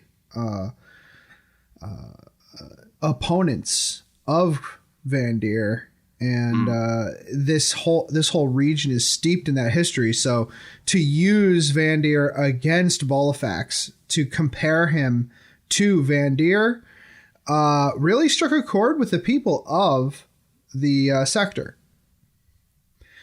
So once the momentum had been built among the common population, Cor Pharaon called on favors among the other Chaos Legions and promised them even more settled debts. Among those who flocked to the Wordbearer's banner were Yaras Kine of the Night Lords, Night Houses Vrachul and Comentis, and the Iron Warriors led by the practically minded warpsmith Etrogar, bent on testing their mighty demon engines against the pious filth of benediction. Reacting to visions of the Primarch Reboot Gilman and his return, Cor Pharaon released his mighty armada upon the Tacitus system. While the Wordbearers readied their assault on benediction itself, the Night Lords enslaved thousands of captured astropaths together and brought them to the icy asteroid field called the Tears of the Emperor. The traitors tortured the Psychers to apoplexy. The psychic scream was enough to blind or kill inbound navigators and silence communications in the region. So there was no communication whatsoever. Yeah, it was really great. Yeah, that's so 40K. Well, it is the Night Lords after all, right? Yeah, that's kind of their shtick. Yeah. So, in addition, the Iron Warriors employed their new soul harvesters on the world of Gradask. See, I got it that time. Whoop! Woohoo! These were colossal tentacled siege engines. Wow. Okay, sorry, it's got a horrible visual. I'm going to leave it at that. Mm-hmm. They were more mobile factory than warship, and each was built around a demon forged and designed to strip worlds clean of life and produce terrible machines of destruction. It's almost a Tyranid type thing, but chaos. Yeah, that's what I was thinking. Is I was like, oh, strip worlds clean of life. Okay, and I just read a Tyranid story a couple of weeks back. Except this thing eats souls, so there's that. You wouldn't want to waste anything, right? No. You want to use the whole animal. Yeah. So Gradask was an optimal target for the Iron Warriors as a bastion of defense, which supplied not only bodies to local Astra Militarum regiments, but promethium and metals for the war effort. Canis Cerita of the Order of Our Martyred Lady led the defense of the Grand Honorificum on Benediction. Although reinforcements were scant for some time, the regional battle fleets were engaged or blinded, and the word-bearers roamed the land, rampantly performing bloody rituals in an effort to besiege the Chaos Gods. So the pious of Benediction turned to their only hope, prayer. The world was near its breaking point when these prayers were answered in the form of a Salamander's strike force. Yeah, buddy. And I think we go. I think they literally meant their prayers were actually answered. Like I think someone actually heard their prayers, because there's no communication whatsoever going out of this place. So the word bearers had the numbers to hold off the Salamanders, while Corferon assaulted the Grand Honorificum. So they're kind of fighting on two fronts, but they have the numbers to do that. They managed to enact a ritual that spilled the blood of martyrs into the river surrounding the huge Capitol building. This stirred up a blood tornado, which, that boiled over and slew the ground level defenders while collapsing the powerful void shields. The traitors and demons took the battle to the Honorificum's inner corridors, where the Sisters of Battle awaited them. The poor bastards. Yeah. Blood tornado. You had me at blood tornado. Right? Meanwhile, the Iron Warriors, further afield, were beset by reinforcements of Black Templars. They also heard the prayers. Though they were spread incredibly thin across the galaxy, the Crusading chapter had spared all the strength of arms they could. It's a really important position, especially for such a devout chapter. Mm-hmm. The zealous assault by the Templars was not without plan. They're not orcs. They're still Space Marines, right? So they focused their attacks on the Soul Harvester, because without it, the enemy can't continue their endless supply of siege engines. It's also a fantastic way of transporting troops from one place to the other on the planet. Furthermore, the Black Templars' Castellan Dramos was able to call upon the monster hunting specialists of Night House Mortan for aid. Combined, they launched a furious ground assault upon the Soul Harvester's position on Gradask. Gosh darn it. Gradask. The forces of neither the Black Templars nor House Mortan acted with thought of escape from the situation in their minds. They managed to break through the outer defenses of the Soul Harvester and push deep into its black heart. They took a lot of casualties doing this. Yeah. But in the end, it kind of didn't matter, because Dramos and his command squad set a cyclonic charge in the depths of the huge demon engine and detonated it. Their sacrifice didn't seal victory on Gradask, but it did turn the tide of battle. Yep, that's 40K story right there. Yep. All right. So the Night Lords were similarly beset by a strike force of White Scars Vanguard Space Marines. Ooh, they showed up. Good. Mm-hmm. The light cruisers of both forces dodged one another in the sensor-refracting ice fields of the Tears of the Emperor. Yeah, I'm just gonna say that sounds really cool. That whole idea of an ice field that you're trying to get through. That just seems like a really fun scenario or fun campaign. Oh yeah, definitely. That's a really cool Battlefleet Gothic scenario. Yeah. All right, so Raptors swarmed the White Scars while Encourager squads attempted to flush out the Night Lords throughout the asteroid belt. Many lives were lost to deadly lures, cunning ambushes, and booby traps on both sides. It wasn't just the traitors who could benefit from the blood of martyrs. As the sisters fought to their last, so did the common clay of the ecclesiarchy. As they fought and died, the spirits of the honored dead rose and fought back against the enemy, then coalesced into a shield of faith around the Grand Honorificum that no enemy could breach.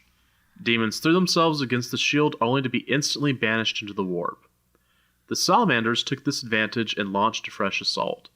The word bearers called for further aid. Yeah, and that's kind of where it leaves off. This is right. Both of these books have. This one didn't have like a wrap up section in the back. Like the back 2 pages of the Blood of the Phoenix or whatever it's called, the Eldar one had like this little wrap up section. This didn't have that, so that's pretty much where they leave off. And I think I'm not sure if they're going to continue this story of this world or if they're leaving it up to the players to wrap it up. So we'll see going forward what the next chapter in Psychic Awakening is. So I have a suspicion. Yeah. I have a suspicion that they're going to, well, I have not been told anything by anybody. Yeah. This is, no NDAs were broken on this. Mm-hmm. But we just got the rules for the Inquisition in White Dwarf today. And normally if they go through and release rules for, something like that, they do it about a month to 6 weeks before they put it in a book. So my assumption is we're getting another campaign book that's going to have the Inquisition in it. Yeah. And hopefully Legion of the Damned, because those guys need to show up. And they need models real bad. Yeah, they do. Yeah. And if they go through and... they're not going to do this, but if they ever did plastic Legion of the Damned, I would be all over it. Oh, yeah, definitely. It would be obnoxious. You would probably tell me that I need to stop. So we all love the sidebars, right? The sidebars are one of the funnest thing. So they have like a section of sidebars basically called Echoes of Awakening, which is a 2-page spread of these little narrative blurbs. So I'm gonna go through all of them. I kind of boil them down to their constituent parts. So traitor forces of... So a lot of this stuff...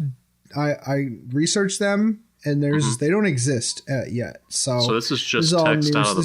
This is all new stuff.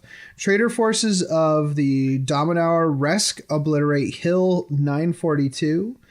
Spears of the Emperor deployed against Orc forces in the Galaxian corridor after 686 Astropaths killed by psychic backlash of Wa energy.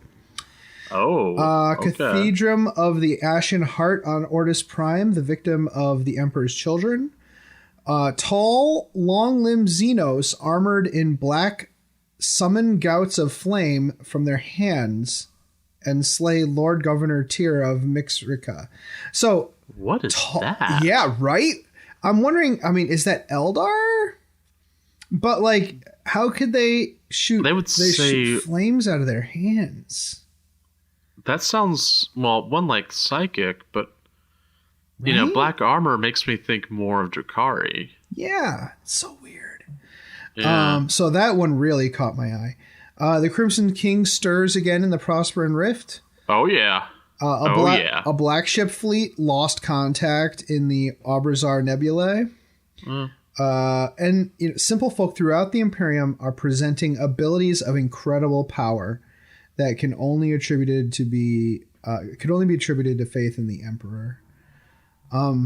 So there's a lot of stuff going on, a lot of weird things going on, a lot of numbers. I feel that I hate when GW does this. They're like 686 exactly numbers of Astropaths killed. Yeah. Hill 942. What do these numbers mean? Do they mean something or do they mean nothing? That's the great thing about numerology. It literally means nothing, but sometimes randomly it means something. Yeah, yeah. Well, all the numbers that are in there are, primes or Fibonacci numbers so far. Well, 74 isn't, but yeah. Sorry, go ahead. So Faith and Fury, the story of Faith and Fury was pretty cool, but it is more fighty. It's not as detailed, but at least the Eldar book wasn't a whole bunch of backflipping. It would actually it was distilled. They're really distilling these stories down. There's a lot less lore than say in Vigilus, right? And certainly a lot less than in the campaign books from the end of 7th edition. Okay, yeah. But there's a ton of rules in here. Why don't we take a quick break? Yeah. And then we'll come back and talk about we're not gonna go play by play, but we're gonna talk about the stuff that really matters narratively. So stick around. We'll be right back. Hey, mofos. Are you looking for more Warhammer 40k video content? Well, the Scarred Cast posts regular battle reports as well as tactics and strategy videos. Be sure to check out all the cool hobby content for the avid tabletop wargamer. That's Scarredcast, Skared on YouTube. I just want to invite you to Frayed Paintbrush Hobby Progress Facebook group. It is a positive group set up to motivate us to hobby and then share it with all the other members. At the beginning of the month, post up your monthly challenge on the page, and then at the end of the month, you post the completed work for all to see. No pressure, just fun among friends. Once again, that's Frayed, Frayed Paintbrush. Hope to see you there. This is David Annandale, and you're listening to Masters of the Forge, where they bring the world of Warhammer 40,000 to life on your tabletop. So, Faith and Fury on your tabletop. Again, we've already discussed a lot of the rules in Phoenix Rising, so let's not go into those at this time. We've gone through both. We didn't do the Craft World stuff yet. There's a few things we still need to go through in that, but maybe that'll be good for another time. Yeah. So in Faith and Fury, there's a new thing called a Theater of War. Hold on. I need to get out my hymnal. Oh, okay. Hold on. I need to Jack. You're got to move Jack's corpse out of the way. Ow. That sounds painful. Well, it is. It's very sad. So in our hymnals on page 25, we have Theaters of War. There's only one here. It's called a Warp Tear. Right. It's really cool. It's kind of this representation of the thinning of reality that exists right now. So let's see. In the Dark Places, so before deployment, each player selects one piece of terrain to be this tear in reality. If you start or end a move within 1 inch, the unit suffers 1 mortal wound on a 4+. So that's not too bad. Oh, okay. Faith and Desperation, when a morale test is taken for a unit, on a roll of 1, no models flee. And it can move as if the controlling player's movement phase. So if you take a morale test, you roll a 1, you're super heroic, and you actually get a free move. Oh, nice. Yeah. Devoured by Warp Denizens. So when a unit is destroyed, when you remove the last model, you roll a d6 for each other unit within 3 inches. And subtract 1 from the result if the unit is a character. On a 4+, it suffers a mortal wound. So, like, when that unit dies, someone else nearby takes a wound. Oh, okay, yeah. Yep. And Boundless Energies. When a psychic test is taken for a unit, after rolling the dice, the controlling player can choose for that unit to harness the boundless energies of the warp. Add 1 to the total. And if it's not successful, you take a mortal wound, which makes sense. So would these be similar to some of remember the old Empiric yes, cards? Yeah. And it's like war zones and stuff, but you can layer it on top of war zones, because you could have like a city fight with a warp tear or whatever. Like, it's all about layering these on your narrative games. Oh, that could be so much fun. Right? And again, if you're playing, some people are like, oh, that's a lot of rules to keep track of. Not if you've got 5 hours to play a game, so who cares? Yeah, well, if you're doing a narrative thing, too. You're not playing a tournament game. Yeah. Oh, there's some interesting things that could be done with that. Mm-hmm. I'm wanting to do some narrative stuff with my Zone Mortalis board because I've got it. Oh. And I've got a break coming up in like 2 weeks, which, for those of you who are familiar with teacher breaks for 40K players, yeah, I'm looking forward to it. It'd be like Randy from the end of that one episode where they outlaw pornography or something, like and they walk into the room and they're like, what happened to him? Anyways, we have 2 Echoes of War missions. The first one is the Stand at Saints Wall, which is Wordbearers versus Adeptus Sororitas. You could also have salamanders and Astra Militarum along with them. The defender creates a battlefield with an objective marker at the back of their deployment zone that represents the bridge that leads to the Grand Honorificum. And it's a triangle deployment. So the defender has a triangle facing down towards the attacker. Then the attacker has a chevron the other direction so that there's 18 inches between the two deployment zones. So like the attacker has a left and a right flank where they deploy, and the defender is in the middle on the long edge. The defender has like reinforcement edges. So the short edges are reinforcement edges, and the Adeptus Astartes are placed in reserve, and they come in off that edge within 6 inches. Okay. And they can actually be placed within 6 inches of enemies too. So that's really good. Yeah. Yes, these salamanders. Okay. Yeah. And since it's a narrative play, there's really no, rules as far as like, they can only come within turn 1 or turn 2 or 3 or whatever. No, it's narrative play. I guess my salamanders will be red. It's Blood Ravens, whatever. This is a pretty good defense type scenario. It doesn't have to be these specific factions, because I feel like this is a great this can be adapted very easily. So the attacker gets a preliminary bombardment at first. They also get to take the first turn, and they also get sustained assault. There's a reason for this. They go first, and the way they win the game is to be holding that rear objective marker at the end of the game turn.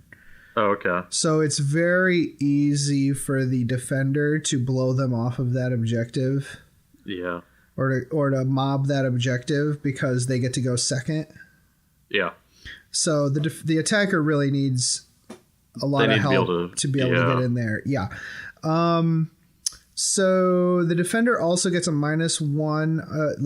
The attacker has to take a -1 to hit in shooting against the defender in the first turn because of the Honorificum Psi Shield. It has random game length, but it ends immediately if the attacker ever holds that objective. Yeah. This scenario has some really cool stratagems. I think the defender has the coolest. One of them is Guardian Souls. So the souls we were talking about. At the height of the slaughter, it appeared that the souls of the faithful rose to protect their comrades, returning to strike down the servants of the dark gods. So for 1 CP, you can use this stratagem in your opponent's shooting phase or the fight phase when the last model in a unit from your army is destroyed as a result of an attack made by a model in the enemy unit. Roll 1d6. On a 2+, that enemy unit suffers d3 mortal wounds after it has finished making its attacks. So, like, when you kill a unit, or when one of your units is killed, you can kind of... The souls of the dead attack the enemy. Which is I really like that. Another one, which is really interesting, that folks should... Like, if you're making your own scenarios for narrative play, Religious Fervor, that's one command point. When any Adeptus Sororitas character is destroyed, until the end of the turn, resolving attack made with a melee weapon by a friendly unit within 3 inches of the destroyed model, reroll a hit roll of 1 and reroll a wound roll of 1. So that's not just Adeptus Sororitas character, or not just Adeptus Sororitas units, any friendly unit, because they're all working together. So a lot of the rules in the faction sections of these books, they don't specify only this faction, right? But for these scenarios, everybody's working together. So keep that in mind when you're crafting your stratagems. It's kind of important that some of this stuff just work for the whole side of the army that you're playing with. But sometimes it shouldn't, but that's fine. It's just keep that in mind, that sometimes we don't have to worry about balance as much with these narrative play scenarios. Right, yeah, because it's just telling a story, yeah. For the attacker, you can, before the start of the game, the word bearers can have chaotic mutations for 1 command point. So cloven feet, unholy vigor, and clawed forelimbs. Super cool. Yeah. So anyways, yeah, there's some cool stratagems in there. So the next scenario is Echoes of War Underground Incursion. This is rad. This is talking about the on Gdask, whatever. Sorry, that's funny. Yes, the giant tentacle monster is actually helping get. This is like simulates an attack by forces using that. It's hard to describe. So the deployment zone, the deployment map has the defender's frontline deployment zone is all the way at the right, like all on the short battlefield edge, right? Okay. And then all the way back on the other short edge is a little 16-inch by 12-inch rectangle for the defender's command structure. So the defender can only put elites, HQs, and their warlord has to be in there too. The warlord gets placed inside a building in that command deployment zone. So that leaves a huge no man's land between those two defensive positions, right? Right. So in the very middle, there's a 12-inch deployment zone called Pseudopod Eruption Zone. So I'll tell you what, I used to play base for Pseudopod Eruption Zone back in the 90s. And I'll tell you what, I still have the viruses to prove it. This was before or after you played with Nurgle's Taint? This was after Nurgle's Taint. Okay. Yeah, no, that's why everybody in Pseudopod Eruption Zone also has viruses they're still dealing with. Anyways, you place three markers in that Pseudopod Eruption Zone, and the attacker actually deploys within 6 inches of those markers. Those represent the robo pseudopods erupting from the ground, and that's where they attack from. So they're kind of trying to attack the back lines. The whole point is to kill the defender warlord inside that building. Mm-hmm. So a lot of the heavy support and stuff is all stuck at the front lines, while the attacker makes a run for the defender's HQs. This is an interesting scenario. Are you going to try and run this with John? I would love to run this with somebody because this seems super awesome. Yeah.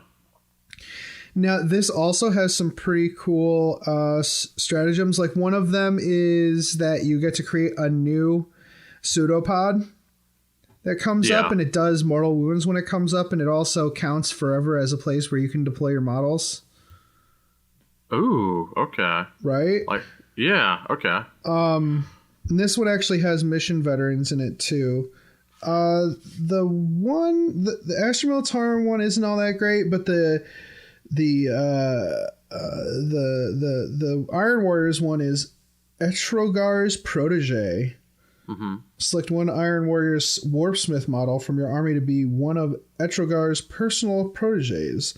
That model can repair up to 2 units instead of 1, and a unit that was repaired by that model can be repaired for a second time in a turn by that model.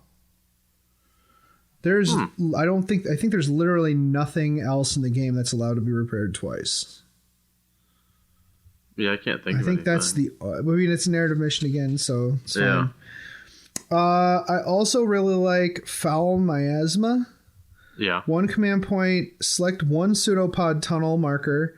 Until the start of your next movement phase, units wholly within 6 inches of that tunnel always receive the benefit of cover. So it's like smoke is coming out of the isn't that neat? That's fun. Yeah, there's some interesting stuff going on in here. Of course, the attack or the defender can also use offsite artillery for 1 command point, and you target one of the pseudopods, and they take mortal wounds. So it's interesting. And so far what I'm reading looks.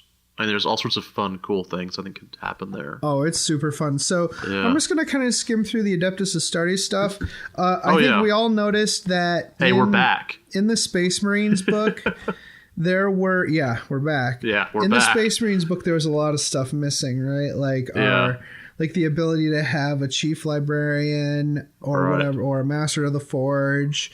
We've been missing that for quite some time, and this lets you spend. This is kind of like the chapter master stratagem, where you can create Master of Sanctity, which is a upper level chaplain, Master of the Forge, Chief Librarian, Chief Apothecary, Chapter Ancient, or Chapter Champion.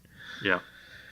I'm loving that the Master of the Forge is back. Yes, that's just fantastic. Because it's been gone for a while. Yeah.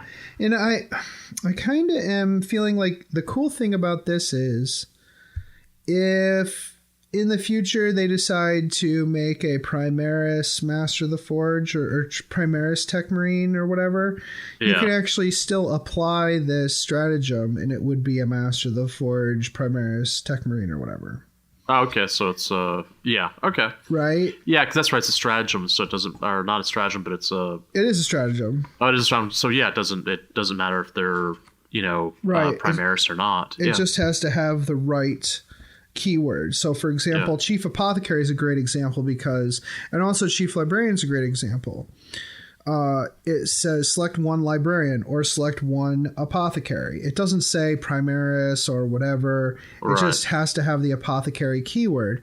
And that's the main thing. Like you could do it. You could upgrade any of the current units. You could upgrade any of the current units that have, that don't have a Primaris version yet. And then later, and then still apply this when they do eventually get a Primaris equivalent. So each of these, not only do you have the 1 CP to improve their abilities. So, for example, the Master of Sanctity gets an additional Litany of Battle. Mm-hmm. Kind of like there's the Ultramarines Grimald. Is that Grimald? No. Yeah. Grimaldus is with the Black Templars. Yeah. Anyways, some of those folks get 2. So like this lets you have a guy that can do 2.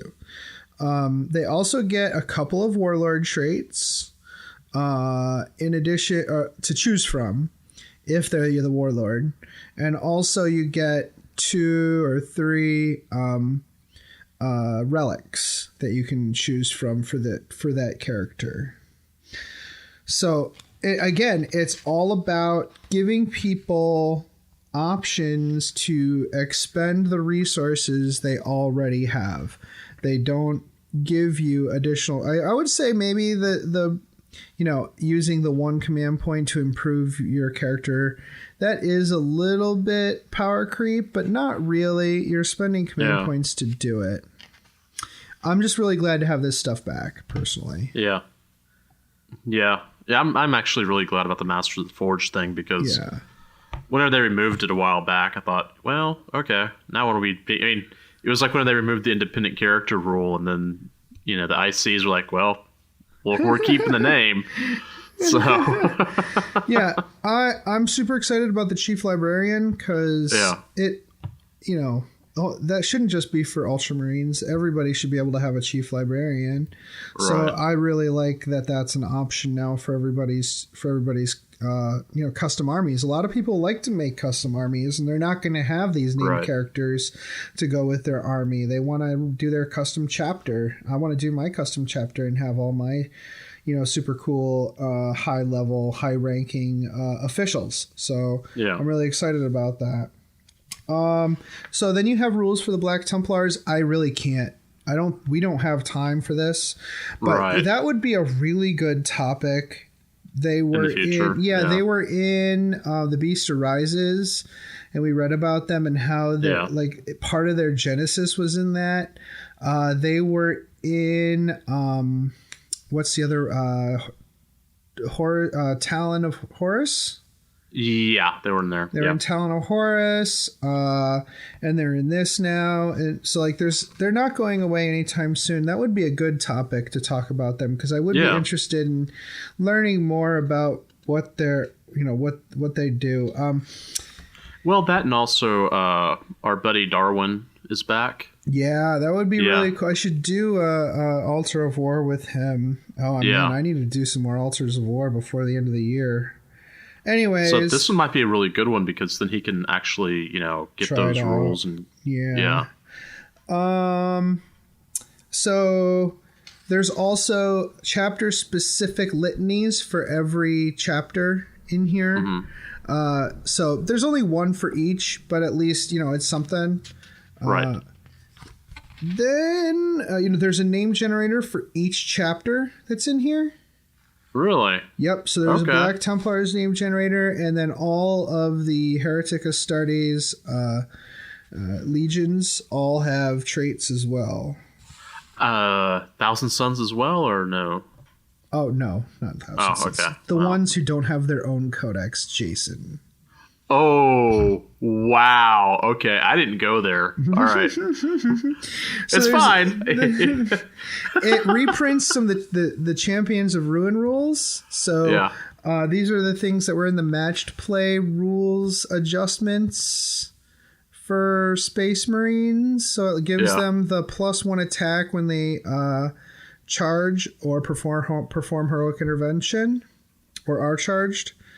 And also was some bolters. Yeah, if they stand still, they get the double shots with the bolters, like that whole thing. Mm-hmm. They add that here, which is really cool because we all love bolters being awesome. Yeah. They give a whole page of demon weapons. Oh, really? Yes, it's really neat. So all of them, when you use them, you roll a d6, and on a 1, it does a mortal wound, I think. Yeah. Right. Otherwise, each demon weapon has its own thing. So, for example, Theris and Riol, the Rapacious Talons. So this is the Slanesh one for somebody who has 2 sets of Malefic Talons or 2 Lightning Claws. So they are AP -2, damage 2. When resolving an attack made by this weapon, re-roll the wound roll. So it's just like Lightning Claws. Right. When you roll for its demon weapon ability, on a 2+, you can make a number of additional attacks equal to the result with the weapon. So if you roll a d6, you roll a 6, you get 6 extra attacks. Okay. But if you roll a 1, you take a mortal wound. And they all have something like that. Like one of them is plus strength. Yeah. It's really cool. Well, because I didn't mention this in the hobby section because I keep forgetting about hobby stuff. There's an orc. It was basically it was the CK Studios model that we used to paint. Uh-huh. And I decided that I'm going to paint it as a orc demon of Tzeentch. Because why not, Yeah, sure. And plus, it gave me a chance to really work with blues and whatnot. But it's got 2 axes, and I was thinking those as Malefic Talons because I was looking at the rules. But maybe there's some other weapons in there that I might be able to use. Okay. Good to know. All right. So for each of the Chaos Legions, I'm just going to give one example. Okay. That exemplifies that legion. I will say that I am impressed with for the most part, I'm pretty impressed with the choices that they made for the warlord traits, the stratagems and artifacts for these legions. It's really nice to have extra options for them. Right. So word bearers, I'm going to go with the Dark Pack stratagem. It's 1 CP. Use it at the end of the movement phase when a word bearer's character model from your army attempts to summon a unit of demons on the battlefield using a demonic ritual. When making a summoning roll for that attempt, you can reroll the dice, and this character model will not suffer any mortal wounds for rolling doubles or triples. Okay. That's extremely great. I think people, well, in narrative play, you don't have to pay the summoning points for it, but even in matched play, that is so cool. If you can kind of guarantee that you're bringing certain things on the battlefield, that's pretty cool. When you absolutely need extra bodies and you can get some demonettes in there with their extra charge abilities and stuff. Or if you absolutely need a demon prince to hold the line for you. That's pretty cool, I think. Yeah, that is. One of the word bearer's tactical objectives is called Feed the Demon, so, there's that. For the Night Lords, I chose the Vox Scream stratagem. Right. Which we read about in the story, and that makes a lot of sense because they're all about fear tactics. That's 2 command points. It might not be enough command points, to be perfectly honest. Hideous screams of an aggressive technovirus infiltrate the communication systems of the target, temporarily rendering it incapable of command. Use this stratagem at the end of the movement phase. Select one enemy unit within 18 inches of any Night Lords units in your army. Until the start of your next movement phase, enemy units cannot be affected by any of the selected units' aura abilities. Hmm. Can imagine using that on Robute Gilliman. Or any Chaos Lord, or pretty much anything that absolutely relies on their aura abilities to improve their army. That could be big. Insane. And it's so Night Lords. Yeah. I mean, the Night Lords have a, -1 to hit them stratagem and whatever. But I like the ones that mess with people, Yeah. Yeah, and that's going to do it.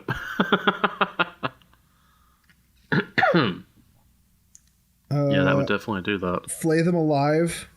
It's it forces everybody within 12 inches of a unit to roll an additional d6 on morale. And they have to take the highest roll. Ooh, okay. Because they're scary. Yeah, that could do. Yeah. So, Alpha Legion. Of course, I'm going to choose the I Am Alfarius Warlord trait, which brings back the old rule for them where they can actually I think this is actually in the core rulebook too, actually, now that I think of it. Yeah, it's the one that lets you kind of pick a different character to be the warlord if you kill the warlord. Yeah, that sounds familiar. Although that's definitely actually, Alpha Legion. I think that was still a thing. Yeah, I'll pick something else. I don't know, it's kind of a great trait, though. Here we go. We are Alfarius.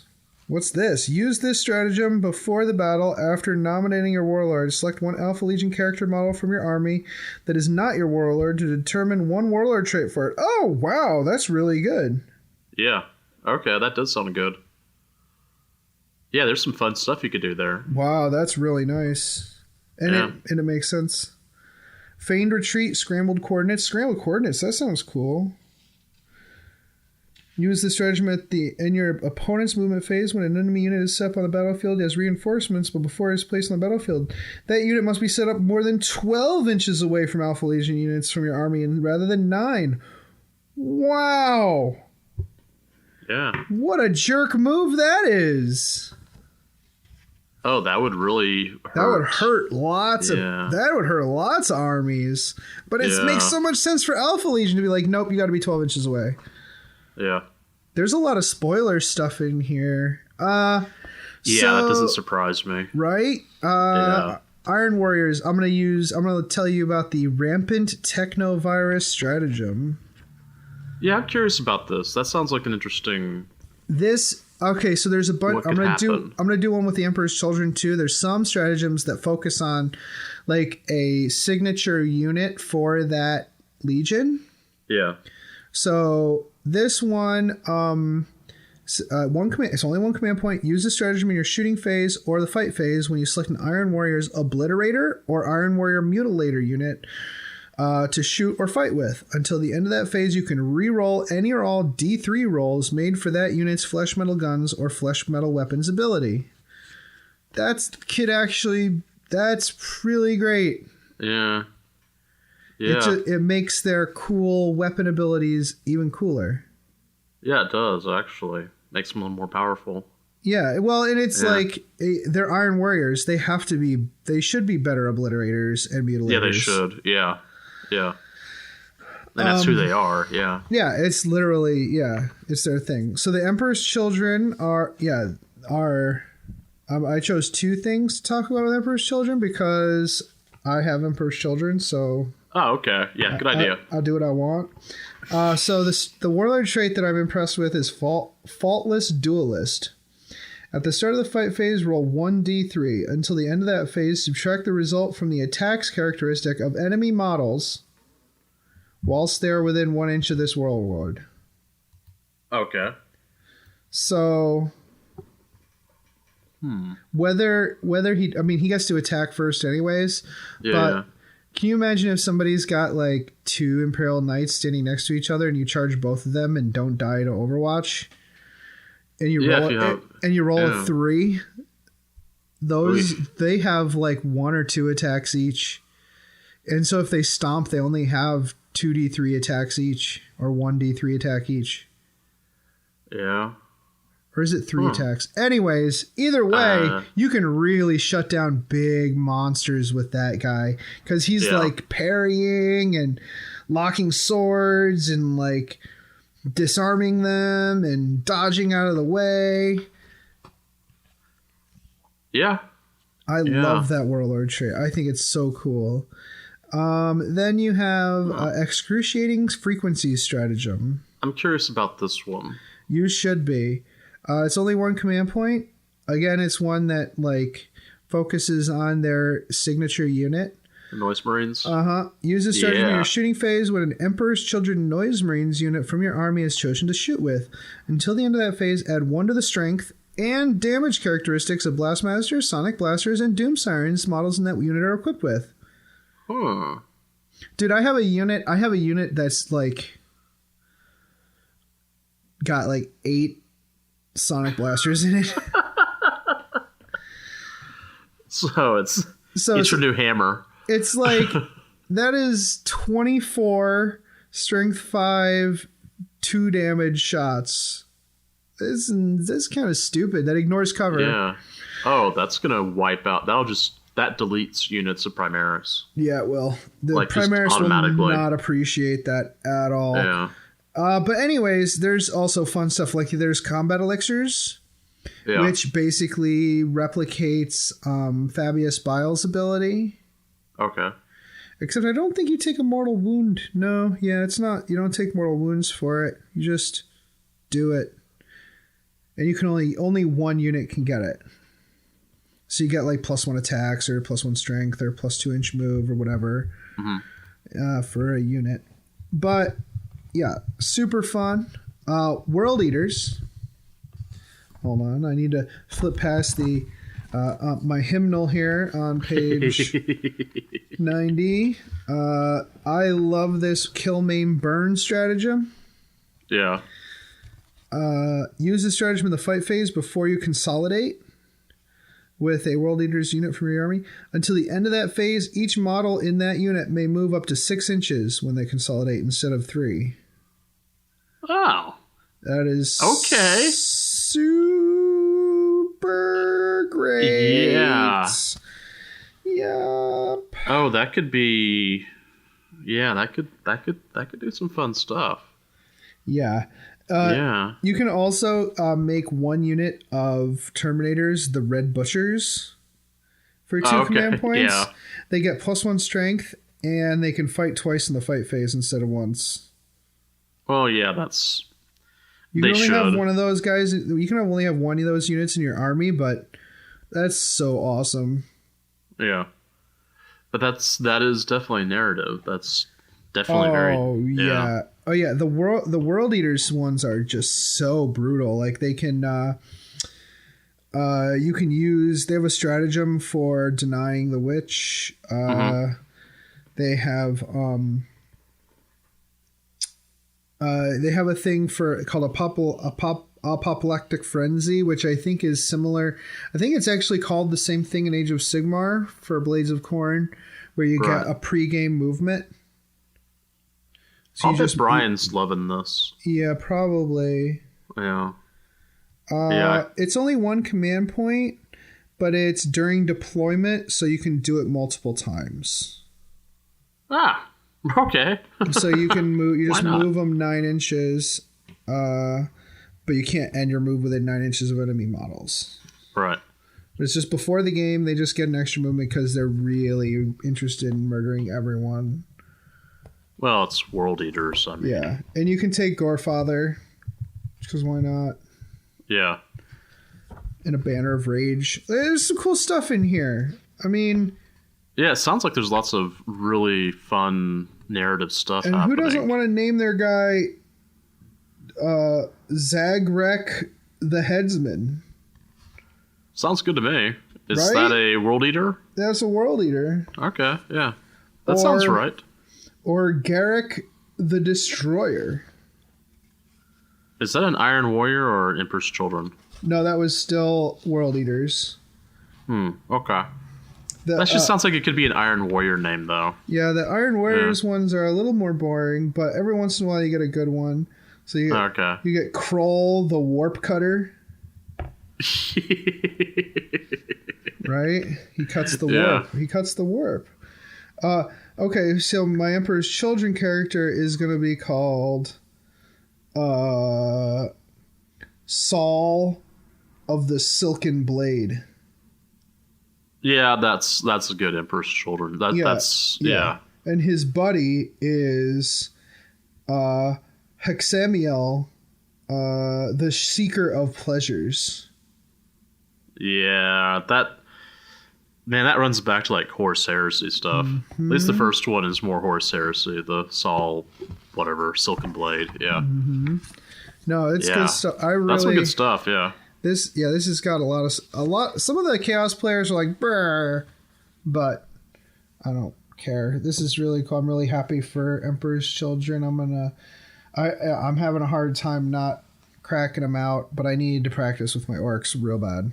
Yeah, I understand. I have to practice. Period. So, so I what happens when you game in a while. I have some final thoughts here. I want to talk. I think that the concept of the ghosts and the miracles. I think that there wasn't enough of that in this book. I think it would be really. I understand that it might be problematic to add a generic ability for Imperium units to do miracles. That might be somewhat problematic, but it would have been nice to see some kind of, instead of just in the one narrative mission of, because in the novels, like the last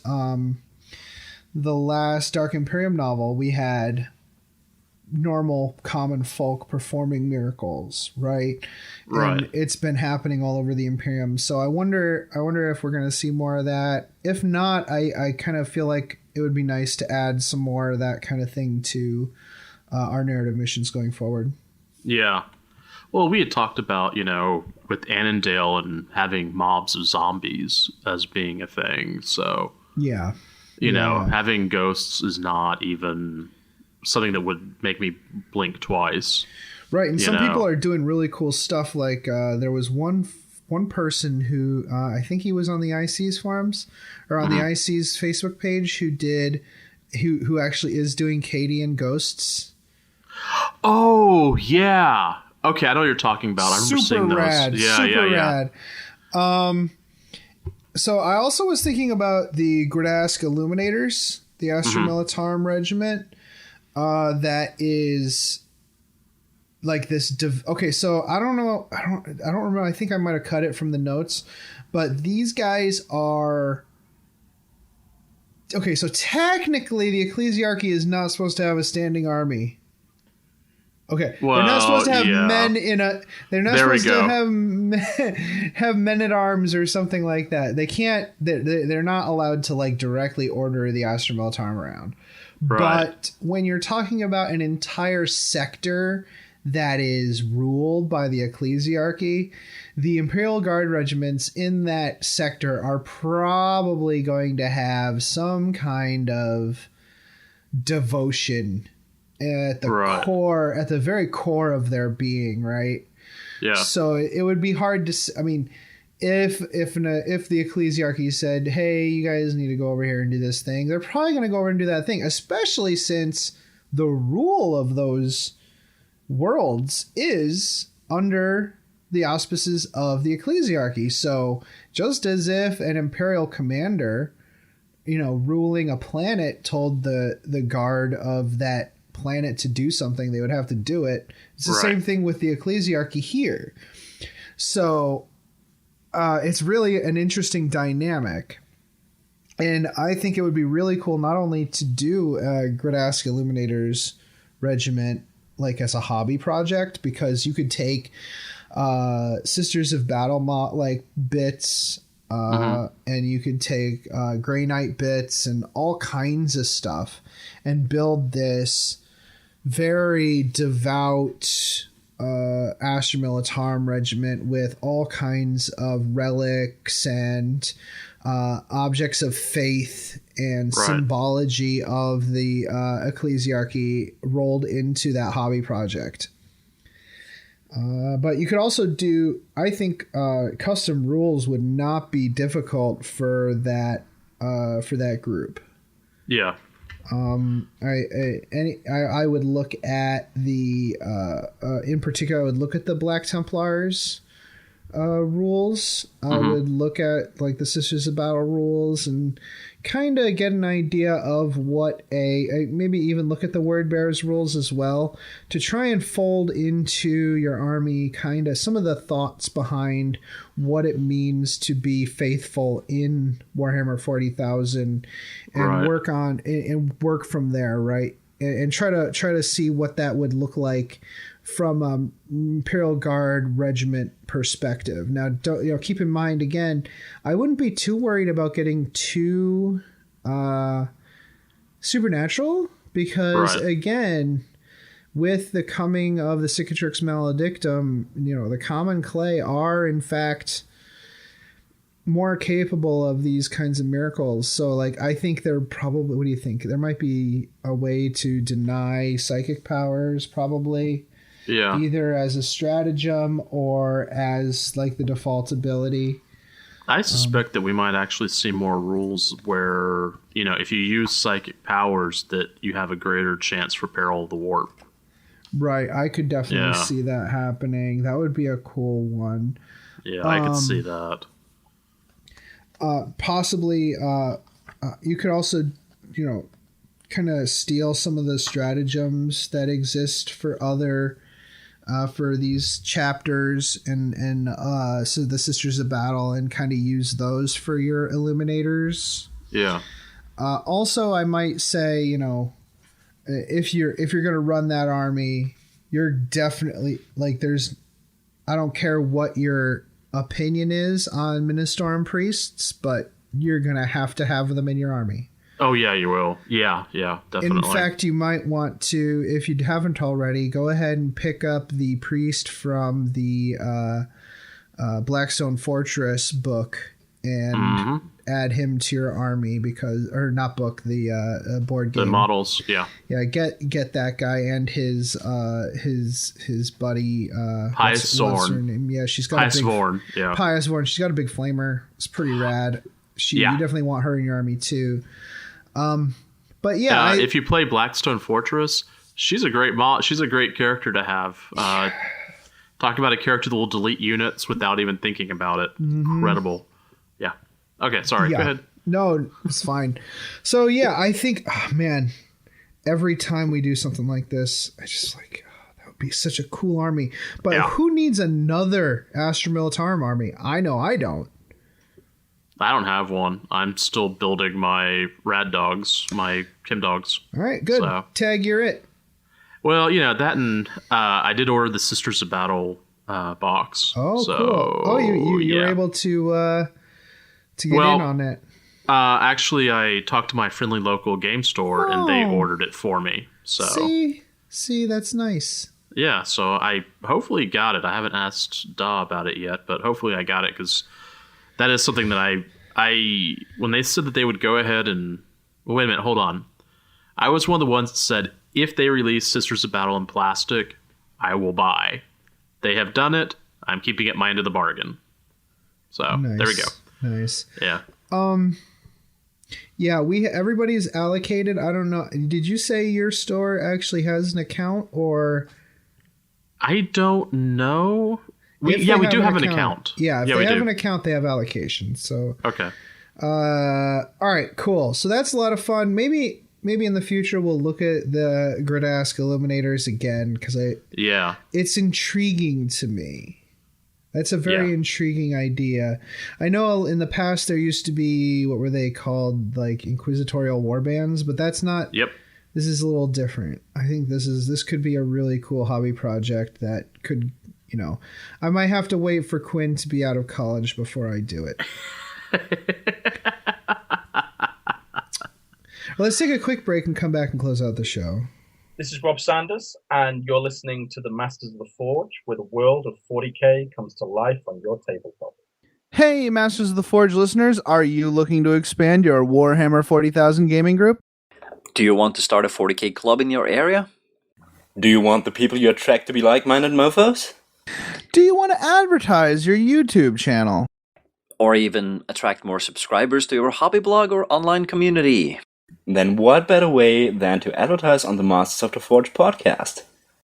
All we ask of you is that you email us at mastersoftheforge@gmail.com or message us on Facebook with a full text of your advertisement, including the region in which you live and any contact information people can use to get a hold of you. We will have one of our many tech servitors read your advertisement on the air. We promise not to make fun of you. Though we can't always predict the actions of our servitors, you really can't find good help these days. No, you can't. Thanks for sticking with us to the very end. At the This is going to be a long very one. end of all things. Is it going to be a long one? Yeah, we're at 2.5 hours now. First of all, phrasing. Second of all, it's not too bad. Yeah.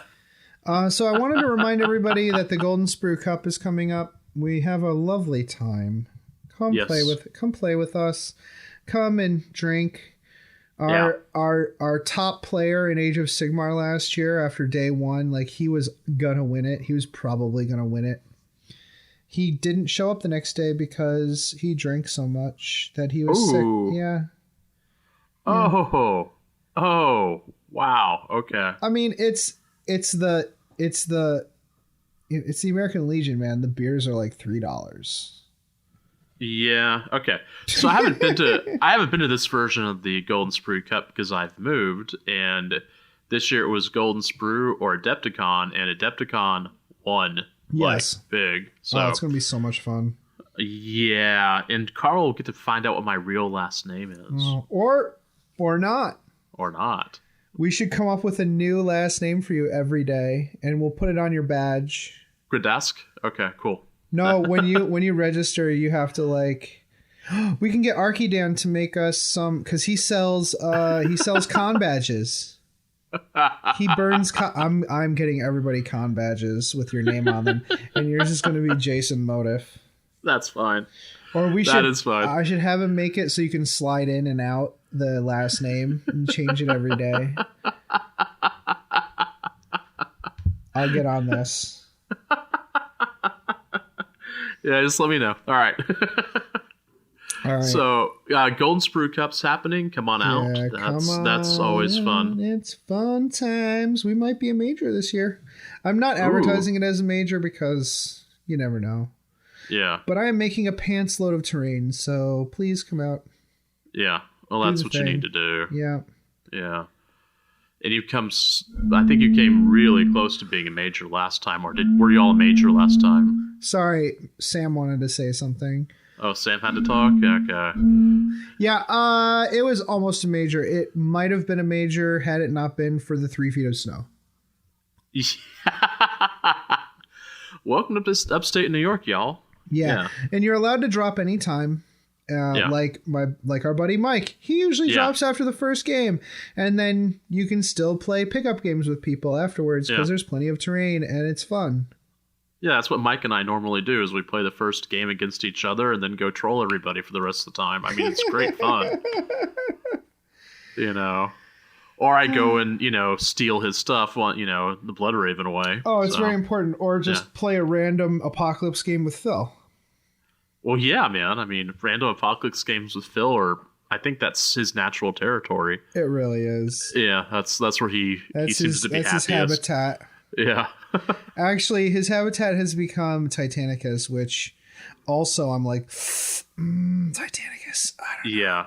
The Red Gobbo. So everybody, the Red Gobbo on Twitter, if you post your Christmas wish list from gamesworkshop.com or gamesworkshop.co.uk, you can actually make a Christmas wish list up there. And then if you post it to the Red Gobbo's Twitter and tell him why you deserve to have your models paid for, he picks a winner every day until Christmas. Whoa. And they win something.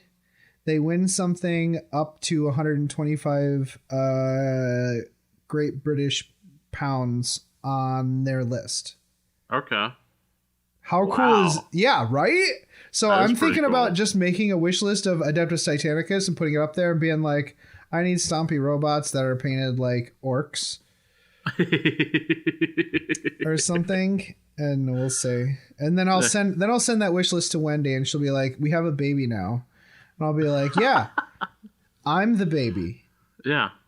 The boy needs to have his Adeptus Titanicus. Yeah, duh.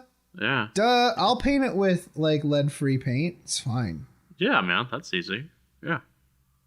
Yeah. Why not? It's a bad All idea. right. Okay, so getting on, let's see. We have a website. We do. And we are on Twitter. We are on Twitter, right? Yeah, I just posted something today.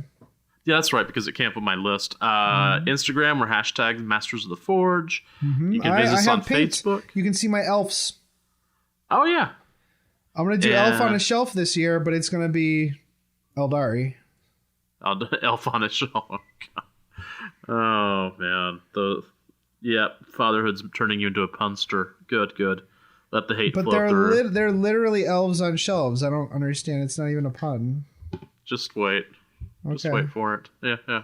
When do you start doing Elf on a Shelf? Like after Thanksgiving? I don't know. I don't know. I've never done that. Wendy doesn't want to do real Elf on a Shelf, but I'm definitely going to do it with models. I think it's going to be great. Well, I liked it. I enjoy it whenever you do the Christmas Village, but have random orcs throughout. Yes, we're definitely going to do that this year. Yeah, that's important in my mind. Yeah. All right. Was there anything else we need to tell people before we go? No, they don't want to hear anything else from me or Sam or Jack. They might listen to you, but they still have to listen to me sing after this, so nobody wants that.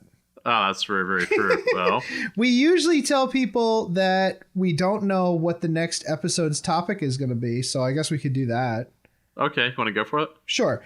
I have no idea what the next episode's topic is going to be, so stay tuned for December when December, maybe we were talking about having a Christmas party. Oh. We should definitely do that. Yeah, let's talk that over. See what the other guys want to do. Yeah, that'll be fun. Yeah. Remember last year I threw up. It was terrible. Yeah, this is the episode that I don't what's the word I'm looking for? Edit. There we go. That's the word I'm looking for. All right, dude. So great. So until then, play the game the way you want to.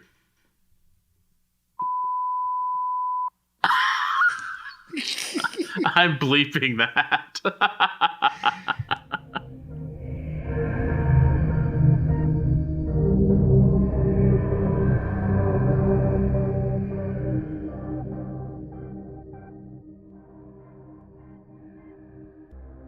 The music used in this podcast was made by Parad of the duo Sublevel 3.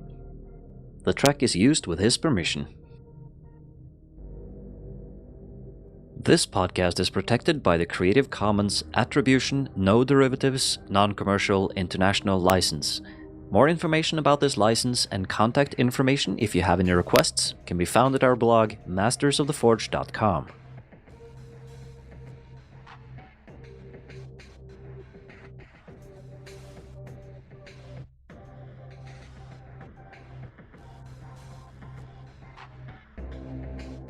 It's such a good feeling to play games your way. It's such a happy feeling 40K'ing away. And when you throw dice with story in mind, it's such a wonderful way to unwind. It's a good feeling, a very good feeling, the feeling you know that we'll be back when the fortnight's new, and we'll have new ideas for you, and you'll have things you'll want to talk about. We will too.